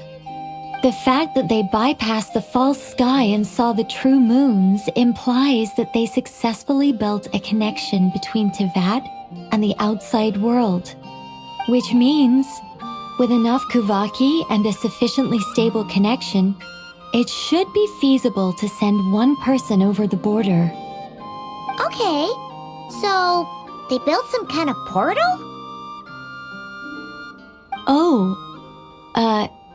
Yes. A portal. Yes. Is something wrong? You sound disappointed. I just didn't expect you to summarize it so well. It turns out I could have said all that in one word, if only I'd managed to think of it. No, please, it's fine. This is invaluable knowledge. I'll be sure to record and preserve everything in writing. Oh, really? Well, in that case, I suppose I could backtrack and add some more detail. I did gloss over a few things so far. Whoa, time out. Let's summarize what we've got first. The Hyperboreans were the last ones to use this method, right? So we somehow need to find whatever structure they built and make sure there's enough Kuvaki to power it up. Luckily, we have the moon marrow of both the eternal and iridescent moons, so we're all good for Kuvaki. Which means the key issue we need to focus on is finding the place. Am I right so far? Yes. Although I expect the structure is long gone by now. That said, what if we could take advantage of the phantoms to travel back to a time when it still existed? Well, travel back isn't quite accurate.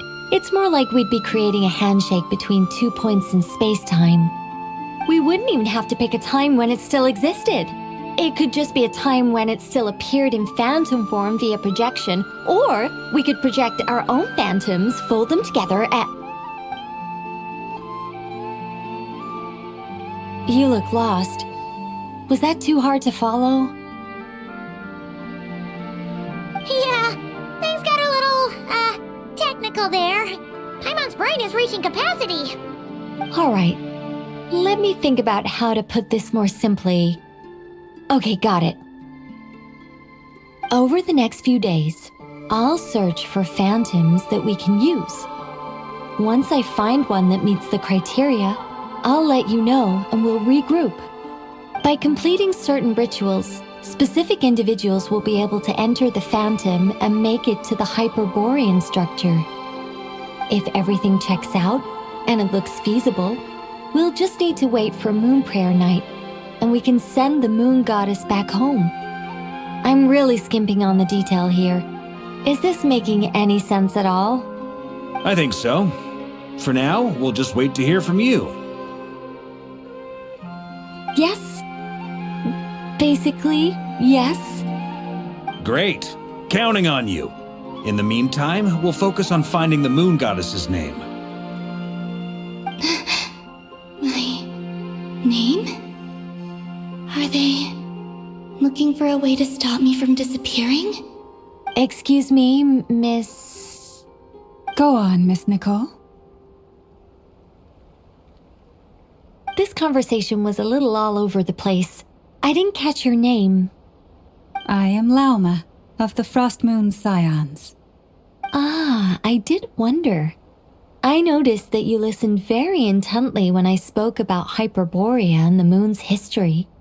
If you'd be interested, I'd love to visit you this evening and go through it again in greater detail.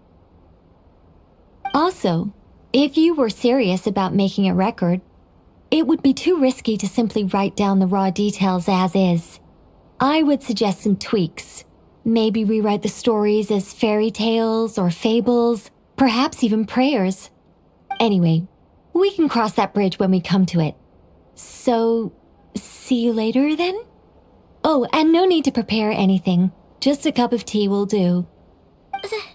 See ya! She seems friendly. It's just... It's so nice to find someone who's actually willing to listen.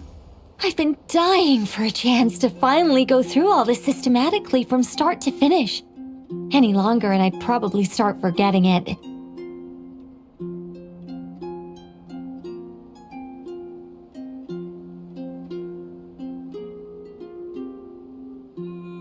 Now Paimon gets why Alice told us to mind our heads. What did I tell you? A lot of quirky people in Alice's orbit. Now then, the next order of business is, where do we start looking for the Moon Goddess's name? Maybe the rest of what Nicole has to say might give us some clues. Once I've heard her out, I'll summarize the salient points and share them with you all. I'm also inclined to review our other documents. Yes, our faith was first established by our Hyperborean ancestors, but many of the more factually accurate records are from after Kuthar's birth. Sounds like we're gonna follow Columbina's journey through Tevat, huh? In that case, we'll start by heading to the Frost Moon Enclave. Sounds like a plan. Take this with you. I'll see about getting in touch with the Fatui. It'll probably just be Arlecchino and Sandroni again. They're the only ones who would want to help. Thank you, Mr. Varka. Don't mention it. Honestly, I'm more comfortable dealing with the Fatui than prying into the details of a young lady's childhood. Catch you later. I should follow them, just in case there's some way that I can help.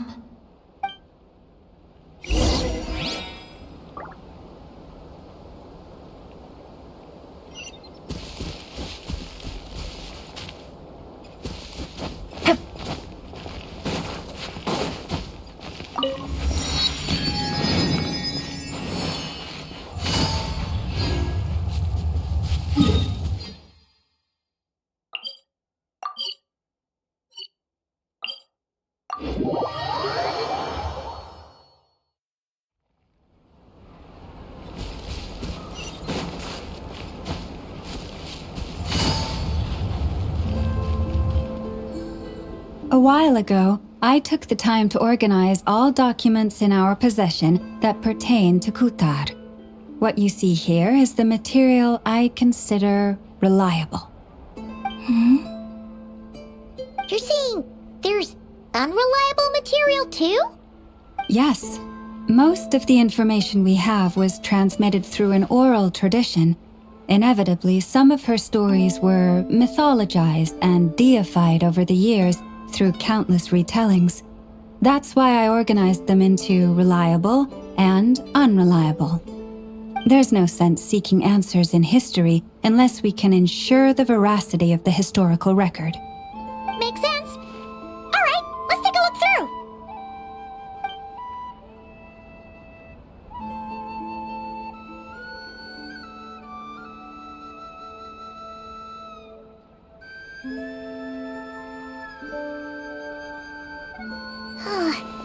Almost all these records refer to Kutar instead of Columbina. Although neither of those is her real name. Paimon's not sure what point she's trying to make. What we can gather from these records is that the Frostmoon Scions worshipped her as a god, placing impossible expectations upon her. I cannot fault them for their earnest faith, but for all their devotion, worshipping her day in, day out changed nothing.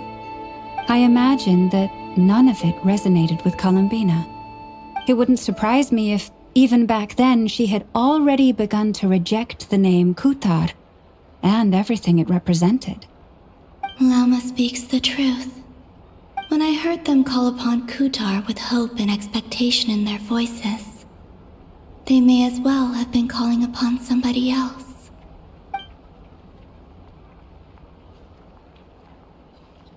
Well, that's a bit complicated. I looked at the level of detail, perceived authenticity, prose style, and how realistic their portrayal of Kutar seemed to be. Amongst the Frostmoon Scions of today, only I know of her existence, and I alone have spoken to her face to face. As such, I know that there are certain things she simply would never do. That being said, I have sensed some changes in her lately. Changes? Me? Seems like this is getting us nowhere.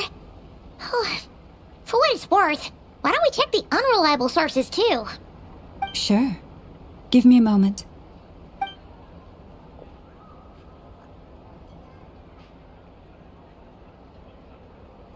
Exerting but a fraction of her divine might, Kutar sheared a great mass from the snow-capped mountain and cast it into the sea, upon whose surface shone the mirror image of the moon. Thus was formed the island of Hisi. Yeah, right. That doesn't even begin to pass the sniff test. The 3 moons are naught but lies through and through. Only one moon has ever shone for us, and Kutar is her name. The vast majority of ancient texts are filled with fanciful tales like these. I trust you understand my criteria a little better now. Kutar did not speak, merely gazing into the distance in silence. And where her gaze landed, this was her prophecy. Clearly, whoever wrote this text never even met Kutar. Otherwise, they'd know that her eyes are always closed. What about you, Traveler?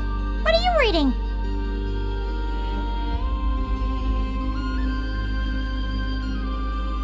Come on, let Paimon see. The child wished to build a wooden nest with which to shield a fledgling bird from the cold. But being so young and lacking in strength, the child could not snap the branches from the trees. Kutar was passing by. Upon seeing the child, she summoned forth a Kuhenki, who built a beautiful nest for the child. I remember that.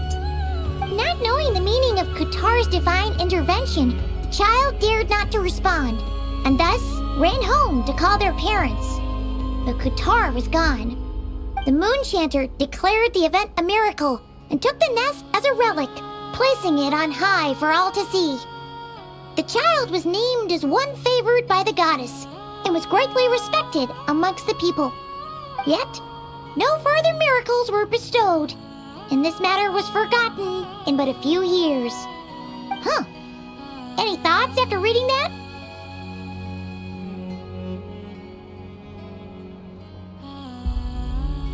Yeah, Columbina probably just wanted to join the kid in making nests. Ah. I'd originally considered this a fabrication, because Kuthar did not perform any similar actions in subsequent records. But now that I think about it, it does seem like something Columbina would do. It's just that... She didn't know how other people would interpret her actions. She was probably worried about making things difficult for people. And so, she gradually stopped joining in. Yes. Oh, that's so sad.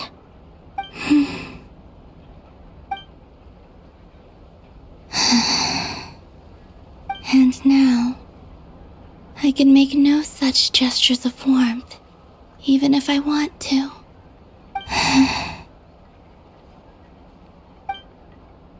Still no name. That's a bit of a shame. But we did learn some interesting stories. That's gotta count for something. Varka said he was gonna set up a meeting with Arlecchino and Sandrone, right? Let's go back to Nasha Town and see how he's doing.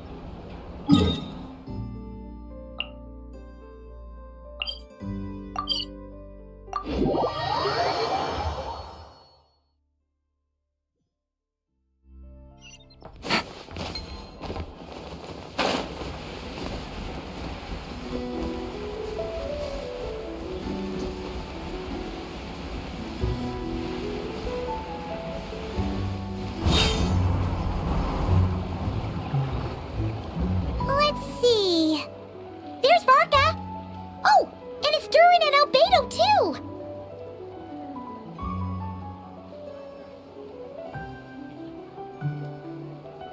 Yeah, this is pretty much the same place we bumped into each other last time. I convinced them to stick around a little longer. We were all waiting on people, so I figured having a little company would help pass the time. Ah, so you've been waiting for us? Does this mean that you've already arranged things with the Fatui? Sure does. Now you're back, we can go meet up with them together. How'd your investigation of the Frost Moon Enclave go? Well, we didn't find out Columbina's true name. But apart from that, it went pretty well. Aha, just as well that I didn't tag along then.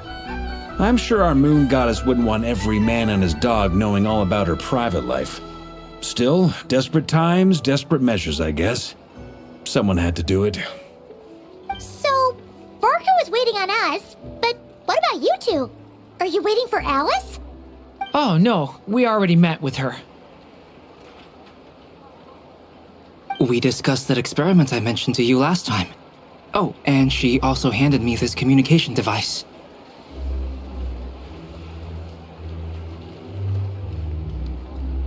That's right.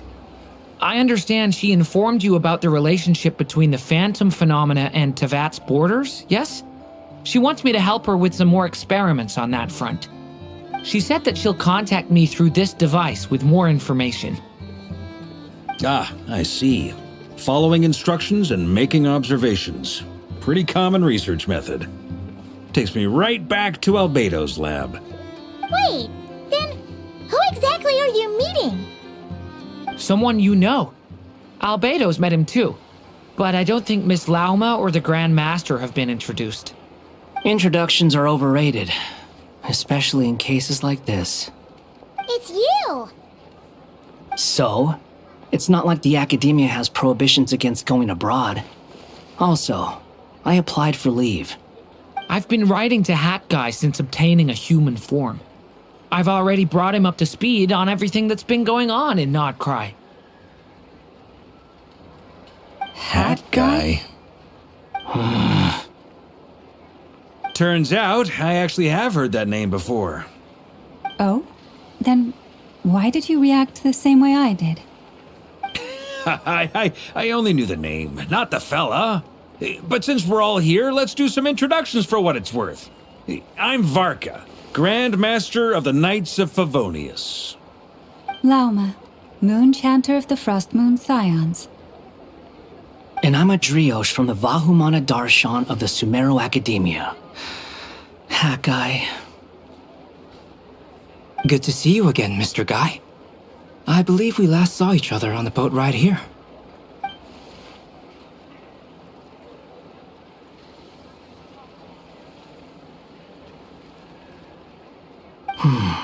Mind you, the only reason I came here is because there's someone I want to look into. Who's that? The Doctor, also known as Dottore, second of the Fatui Harbingers.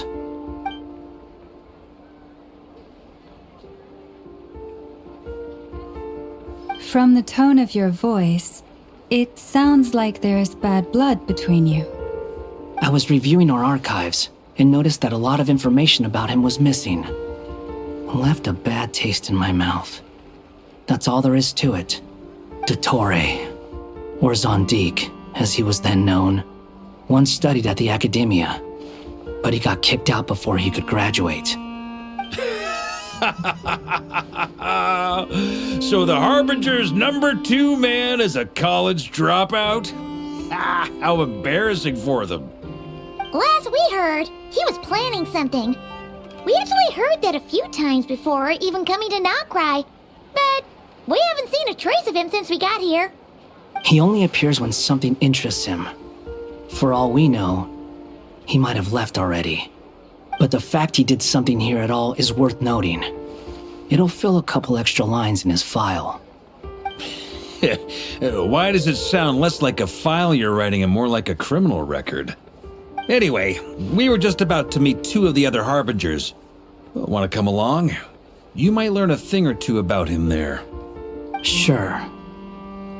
Even though they're Harbingers, well, they're old acquaintances of ours, so, you know, when you talk to them, try to be...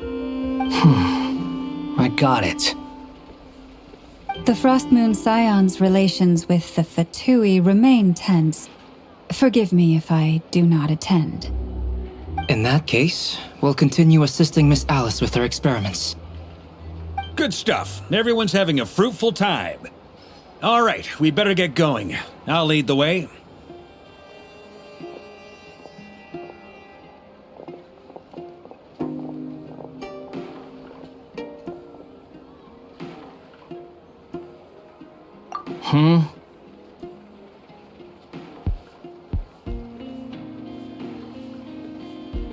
Well, yeah, that's obviously part of it.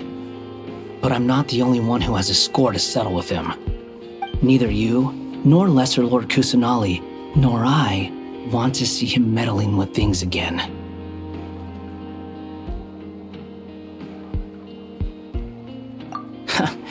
What's the hurry? Don't worry. Pigeons always know which way home is.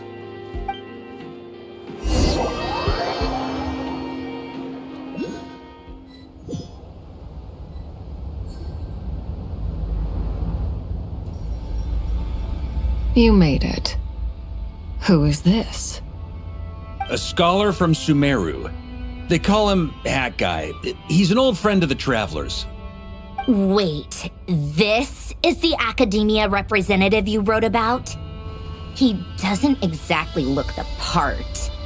I believe this will prove my identity. You'll notice it bears the seal of the Sanctuary of Surasthana. Well, what do you know? So it does. All right then. My mistake. It's fine. I expected as much. What? So as I mentioned in my letter, the Academia's got its eyes on Dottore. But this matter remains top secret. Apart from those assisting in the investigation, the fewer people who know, the better. If anyone asks, I'm here in Nod-Krai to pursue my personal academic interests. Gotta say, Varka, you did pretty well to keep all this under wraps for so long. Sounds like you got in touch with the Academia about this way back. You flatter me.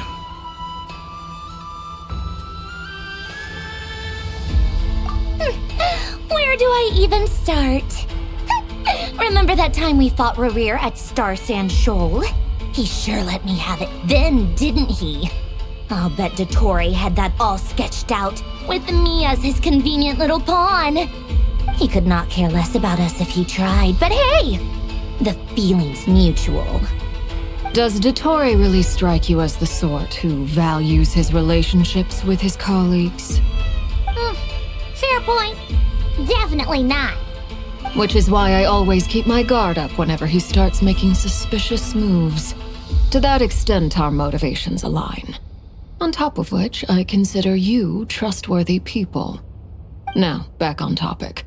In the wake of the Reikir of Solnari episode, Sandrone and I grew suspicious about Dottore's complete inaction during the entire affair. So we tried to find out what he'd been up to, but unfortunately to no avail. He never lets anyone in on his plans. The more he cares about something, the more secretive he gets. Indeed. Perhaps he believes that by keeping a low profile, he can avoid trouble. But that trick isn't going to work on his colleagues. Yeah, I mean, he's been researching the ancient moon's remnants. And he's been trying to get his paws on the moon marrows. Only an idiot would believe he doesn't have something more planned. With this in mind, I returned to Snezhnaya and relayed my thoughts to Her Majesty the Tsaritsa, entreating her to have him recalled. That's pretty direct. Did the Tsaritsa agree? Yes. I made it abundantly clear that the Fatui's business in Nod-Krai is almost concluded, and we do not need 3 harbingers in this territory. Her Majesty concurred. Accordingly, Dottore has returned at her orders. I imagine he is continuing with experiments, which no one besides he would ever have any interest in. Common sense might mean nothing to him, but he's not stupid. He knows that no good can come from opposing the Tsaritsa. Smarts alone won't get him all the way. He needs the Rooster's resources and Regrator's Mora, both of which the Tsaritsa can strip from him by waggling a finger. But doesn't he have a track record of publicly following orders while going against them in private? He probably has it down to a fine art by now. Wouldn't put it past him. We worked together on a research project once. Only briefly, but it was enough to show me that we're fundamentally different people. He has no interest in doing things methodically, stage by stage. His thoughts jump all over the place, and the moment his curiosity is satisfied, or he gets the results he wants, he disappears. The only similarity we share is that, once we set our minds on doing something, we will see it done, whatever it takes. Well, we definitely saw some of that in your battle with Rerir. You got so competitive. Ugh, do not remind me. Then I believe we all concur. Dottore will not simply give up. Fantastic. Now this is turning into a whole day of unpleasant memories. Ugh. Are you talking about the moon marrow stuff? He also strikes me as the kind of person to disregard experimental regulations, ruin all the equipment, and go way over budget. Then leave the first person he can find to deal with the fallout. Exactly! This one time, he was running some high-temperature experiment and the substance exploded. But does he care? No! He orders his subordinates to open the device so he can observe the results, which causes the gas inside to leak out. That gas was poisonous! If I hadn't been there, who knows how many people might have died. And after all that, he left while I was still cleaning up after his mess. What a waste of time, he said. Waste of time? The nerve! He wasted my time! You've been bottling that up for a while, huh? Hat guy, I must say, you seem awfully familiar with internal Fatui affairs, especially when it comes to Dottore.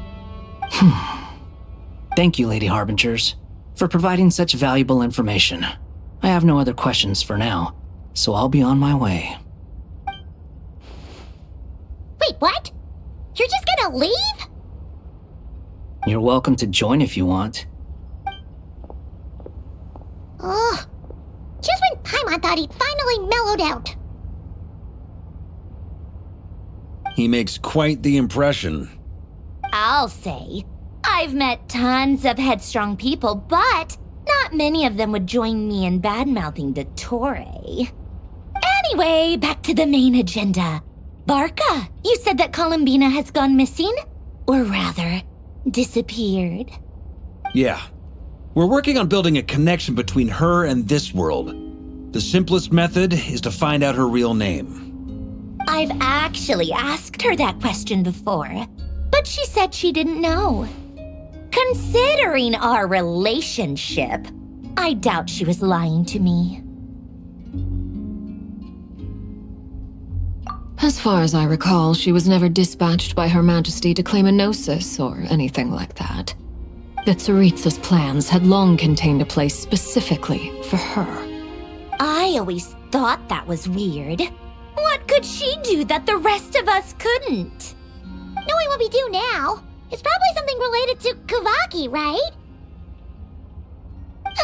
More than likely. When she first arrived, Columbina would often go to Her Majesty and ask when she could start the task assigned to her. But Her Majesty always gave the same reply. The time has not yet come. So she spent her days in Snezhnaya doing basically nothing. The Tsaritsa has summoned a beautiful blind maiden to be a harbinger, giving her the third seat by virtue only of her enchanting voice. It was a dumb and stupid rumor, but the reality of the situation made it hard to refute. And what happened after that? I imagine she stopped caring. She no longer seemed to care why she had been recruited, and Her Majesty never gave her any missions, so she just continued to sing in the flower garden. For my part, I was busy. So busy, in fact, that watching someone be that idol had me fuming. But still, I got the sense that she had long been used to a life of other people claiming she was needed when she wasn't. I just felt that having a place to stay would cost me something eventually. And so I waited quietly for the day that I would have to pay the price. And on the other end of that spectrum, you had me. Someone once told me that I had the lousiest work and the toughest luck. That's a good way of putting it. I forget who said it, but those words have always stuck with me.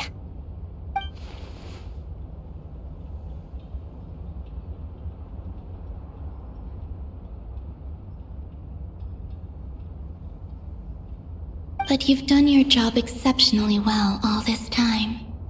Because at heart, you are a conscientious person.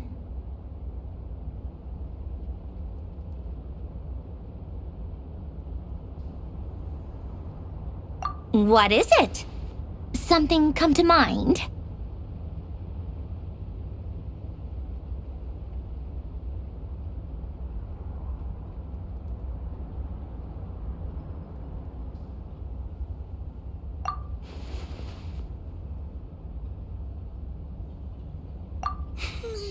That makes sense. Nothing screams you are needed like your name shouted from across the town. Well, good luck with it. But if you ask me, Columbina is still the most shoutable name. I'm just so used to it now, after all the arguments we've had. I can't be bothered trying to remember another name for her. Nor I. Sandrone. Harlequino.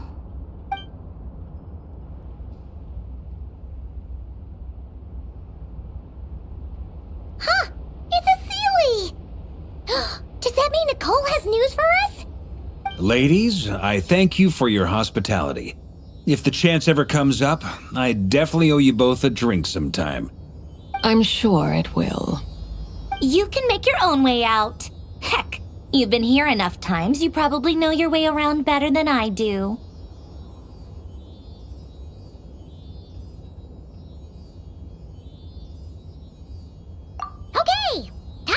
what adventurers do best. Follow that Sealy!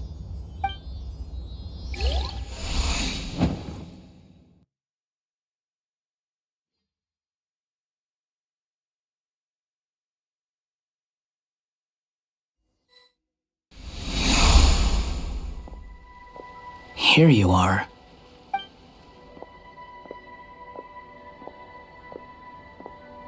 Oh, hat guy. How come you're back so soon? Did things go all right with the Fatui?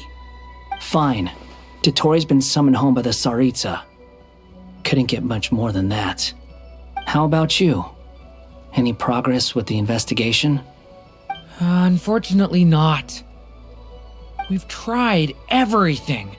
Different phantoms, different locations, different points in history. But the results were the same each time. Abyssal monsters roaming the land. People crying out in despair, with no hope of being rescued.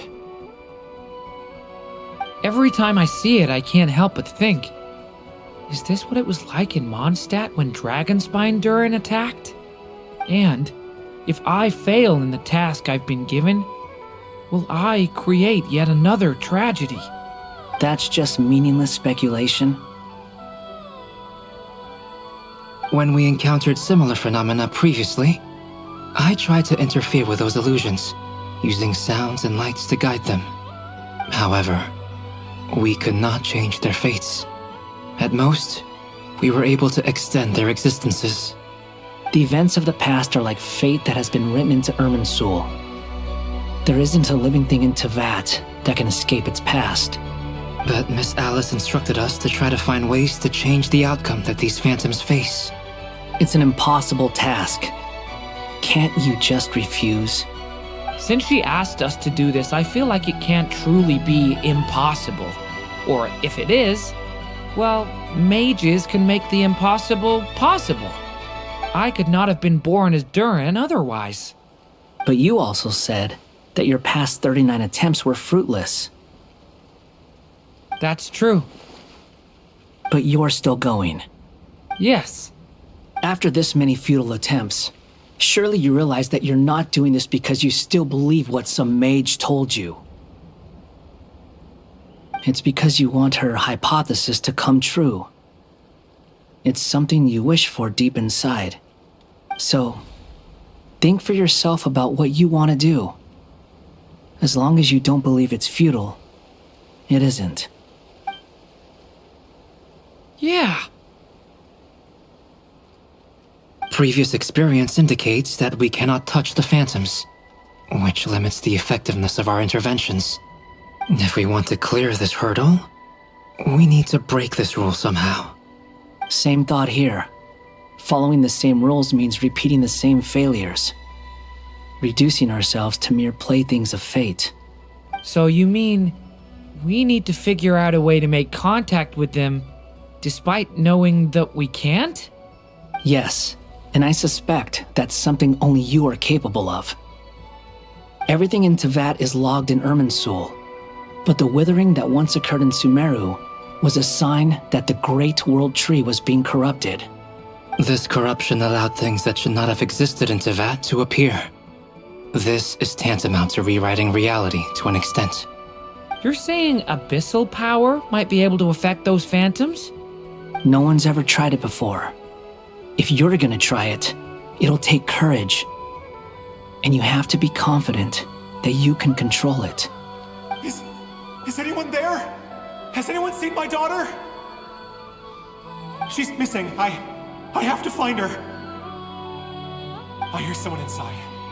Spargana? Are you in there?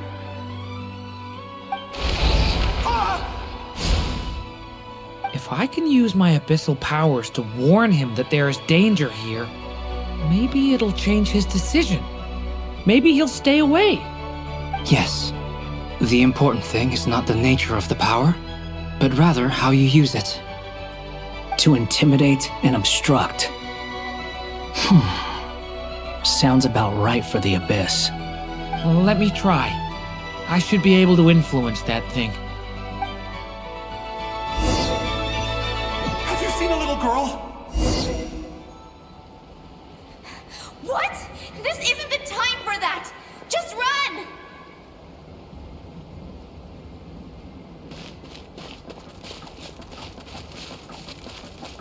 I hear someone inside. Spargana? Are you in there?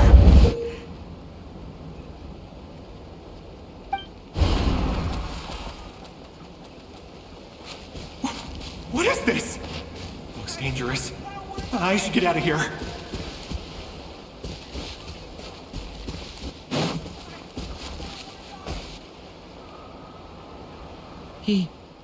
He really left. Ha! We did it! Don't celebrate too soon. Follow him. See what he does next.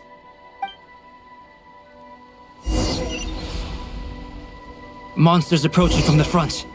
You need to stop them and create an opportunity for him to hide.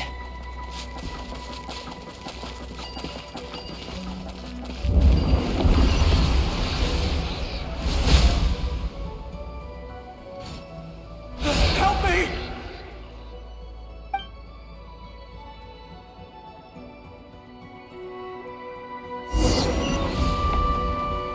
Monsters approaching from the front.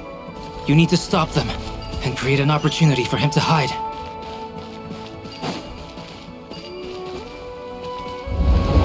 No! There's a monster ahead!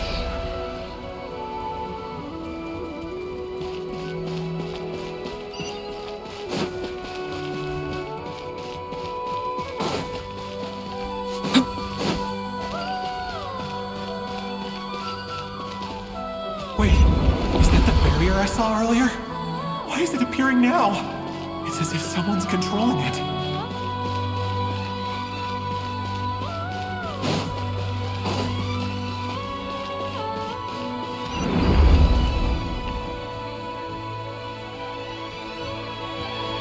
The monster's gone. Is it safe now?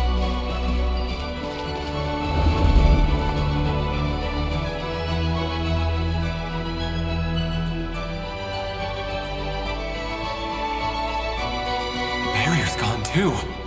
How odd. Anyway, I guess I'll keep going. Quickly, let's keep up.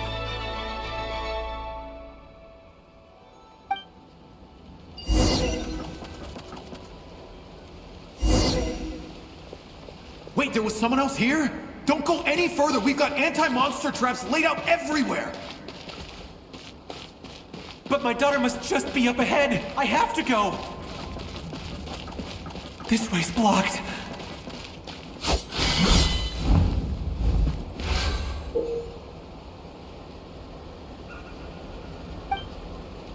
We might be able to use the explosives over this.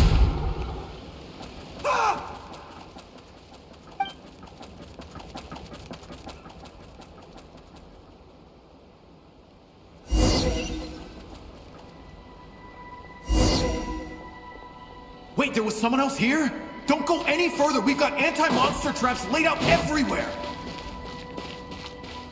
But my daughter must just be up ahead. I have to go. This way's blocked.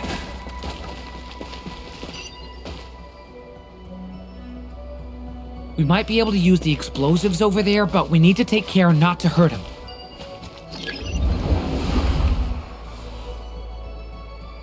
I'll use the barrier to keep him at a safe distance.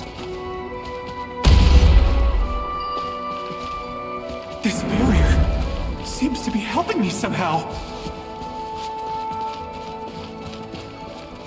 Hey, wake up! Oh, no good. Gotta keep moving ahead.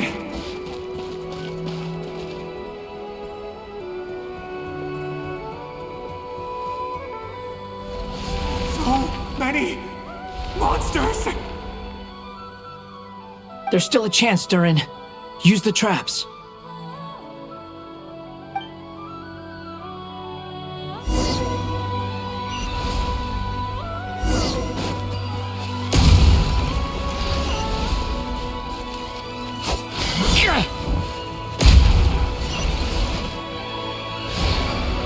Help me!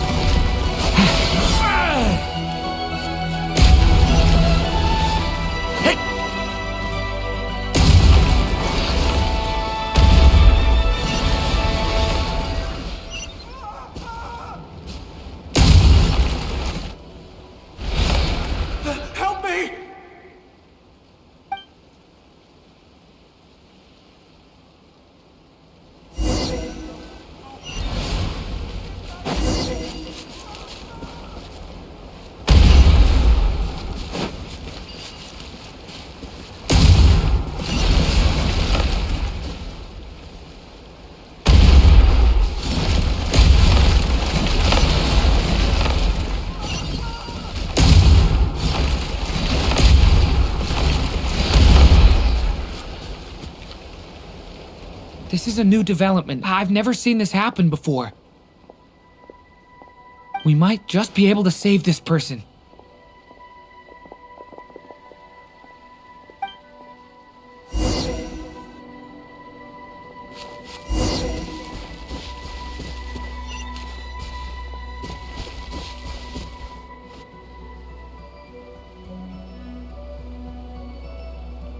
Hello there. Have you seen my daughter? Spargana's her name. She's carrying a large backpack. Get out while you still can, you fool. You won't find any survivors here. But I can't just leave her here. She must be so scared right now. Sorry.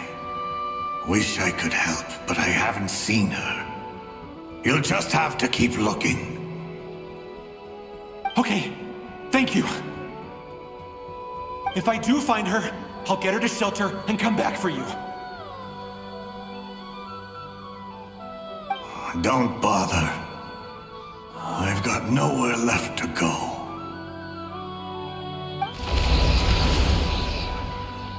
What's that noise? Monster! No, if he goes inside, he'll be walking into a trap. Let's try this once more.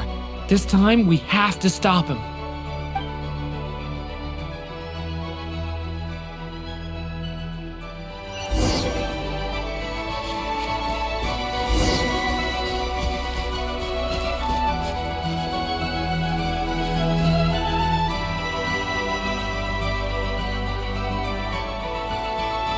Hello there. Have you seen my daughter? Spargana's her name. She's carrying a large backpack. Get out while you still can, you fool. You won't find any survivors here. But I can't just leave her here. She must be so scared right now. Sorry. Wish I could help, but I haven't seen her. You'll just have to keep looking. Okay, thank you. If I do find her, I'll get her to shelter and come back for you. Don't bother. I've got nowhere left to go. What's that noise? Monster! No, if he goes inside, he'll be walking into a trap. Let's try this once more. This time, we have to stop him.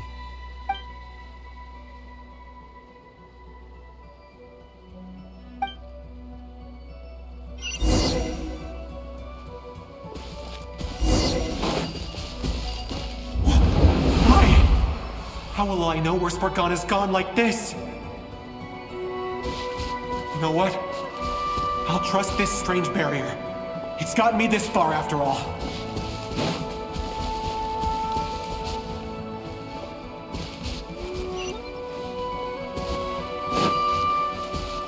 Spargana, are you there? What? What's this? Hey! Let us out!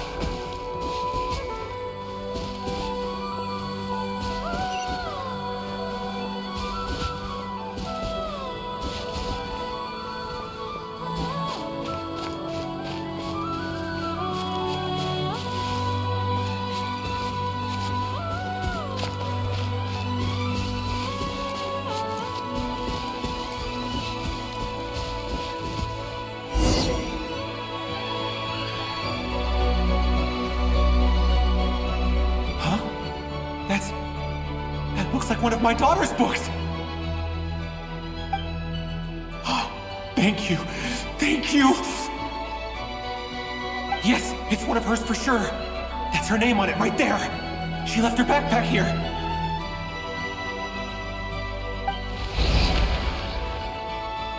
Durin, just like last time.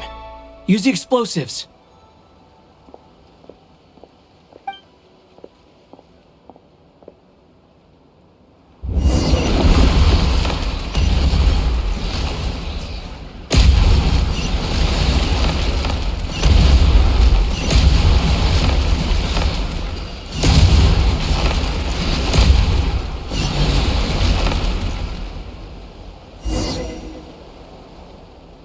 It won't work. There's not enough left. If he makes it in, he'll die. But then, this clue could be the key to him finding his daughter. It might not be the only one. Better he misses that clue than loses his life. I guess so.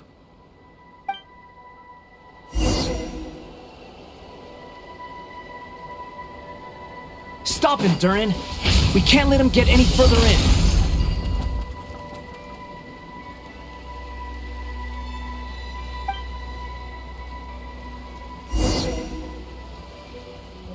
It won't work. There's not enough left. But then, this clue could be the key to him finding his daughter. It might not be the only one. Better he misses that clue than loses his life. I guess so.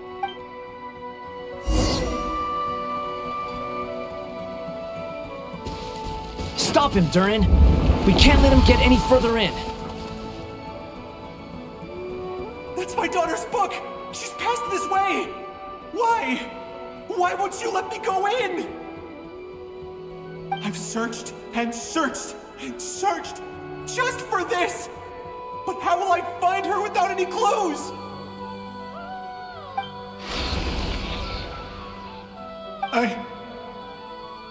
I no longer have anywhere else to go.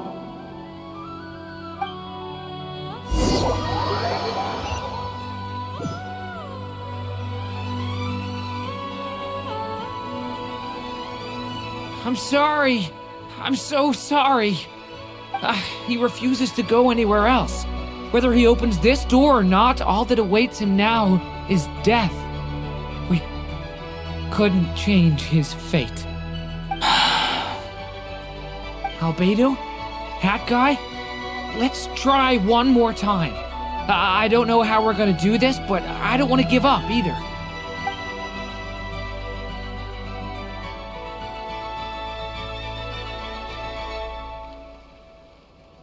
Why am I here? What's going on? All these scenes running through my head. Where are they from? Huh? What's going on? His reactions have changed. How many times have I... What's happening to me? Huh? Wait. Who are you? You can see us now? I feel like I always could, but that I only just realized you were there. I'm sorry, I don't know how to describe what I'm feeling. But you were the ones guiding me using that marked barrier, right? I haven't done anything yet, but those monsters, those deaths, they feel like memories. Like things I really did experience. I won't find my daughter. In fact, I'll ultimately die trying to find her. Isn't that right? Well, no, it isn't. Yes, it is. Even so, we're trying to find a way out of this. You've not seen my daughter either, have you? It seems she really isn't here.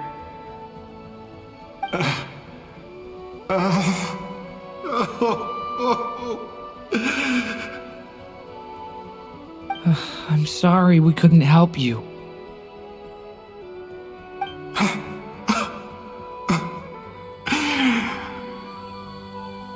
I'm just tired. Maybe this is destiny. Maybe it doesn't matter how hard I search. How long do I have left? Experience says 15 to 20 minutes. 15 to 20. Thank you for all your help. Let's rest a while. You look exhausted too. Now's not the time for you to start pitying us. It's not pity. I'm just realizing that I've only got 10 or so minutes left. You know?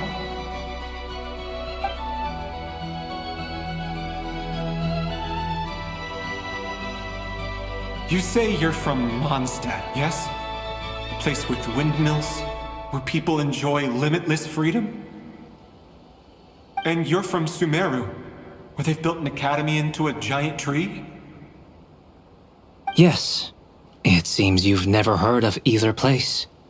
Those names are unknown to me, I'm afraid, yes. Have you heard of Hyperborea? I have, but I heard that it was destroyed in the distant past. I see. That was where my ancestors once lived. What about Delphi Pytho?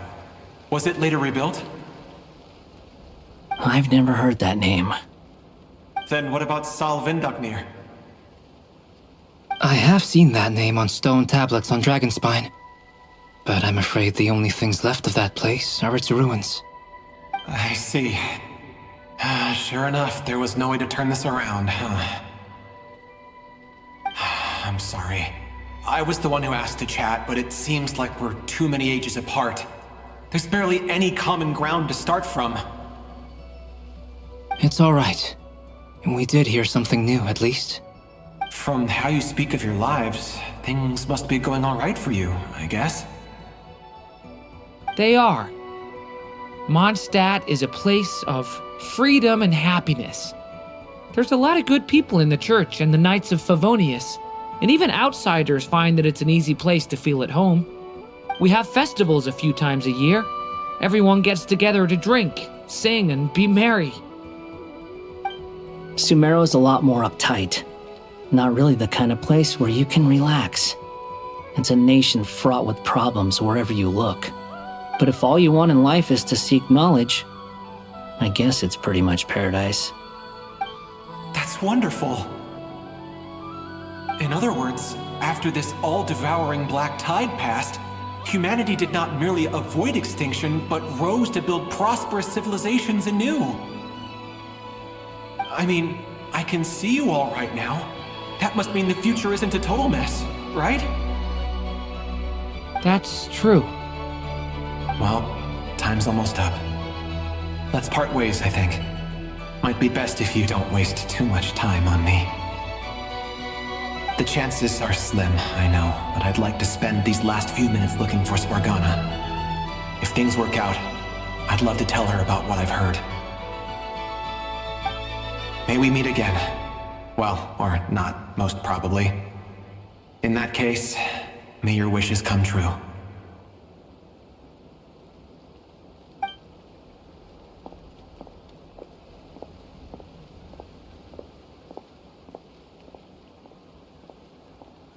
He's gone.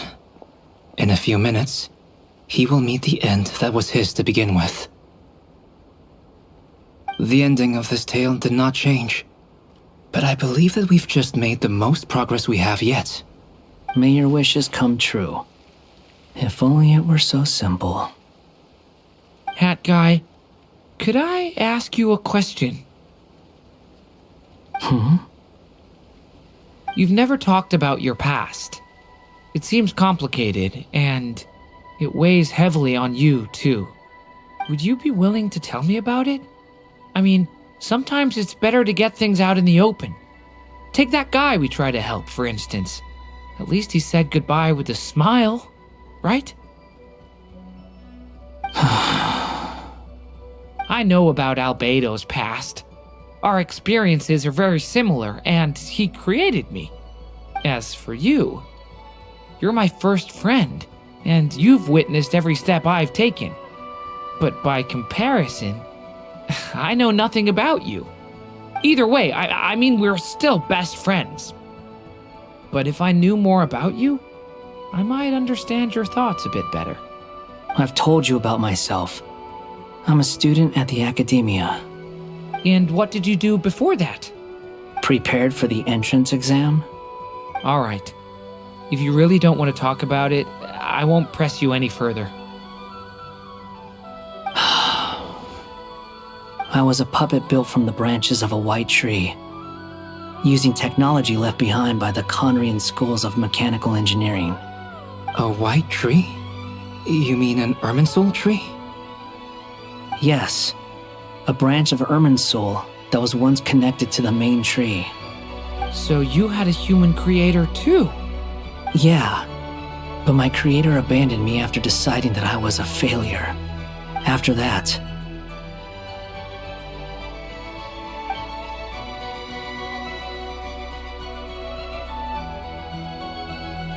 Durin, resisting the influence of the Abyss, suppressing the urge to destroy, trying to do the right thing.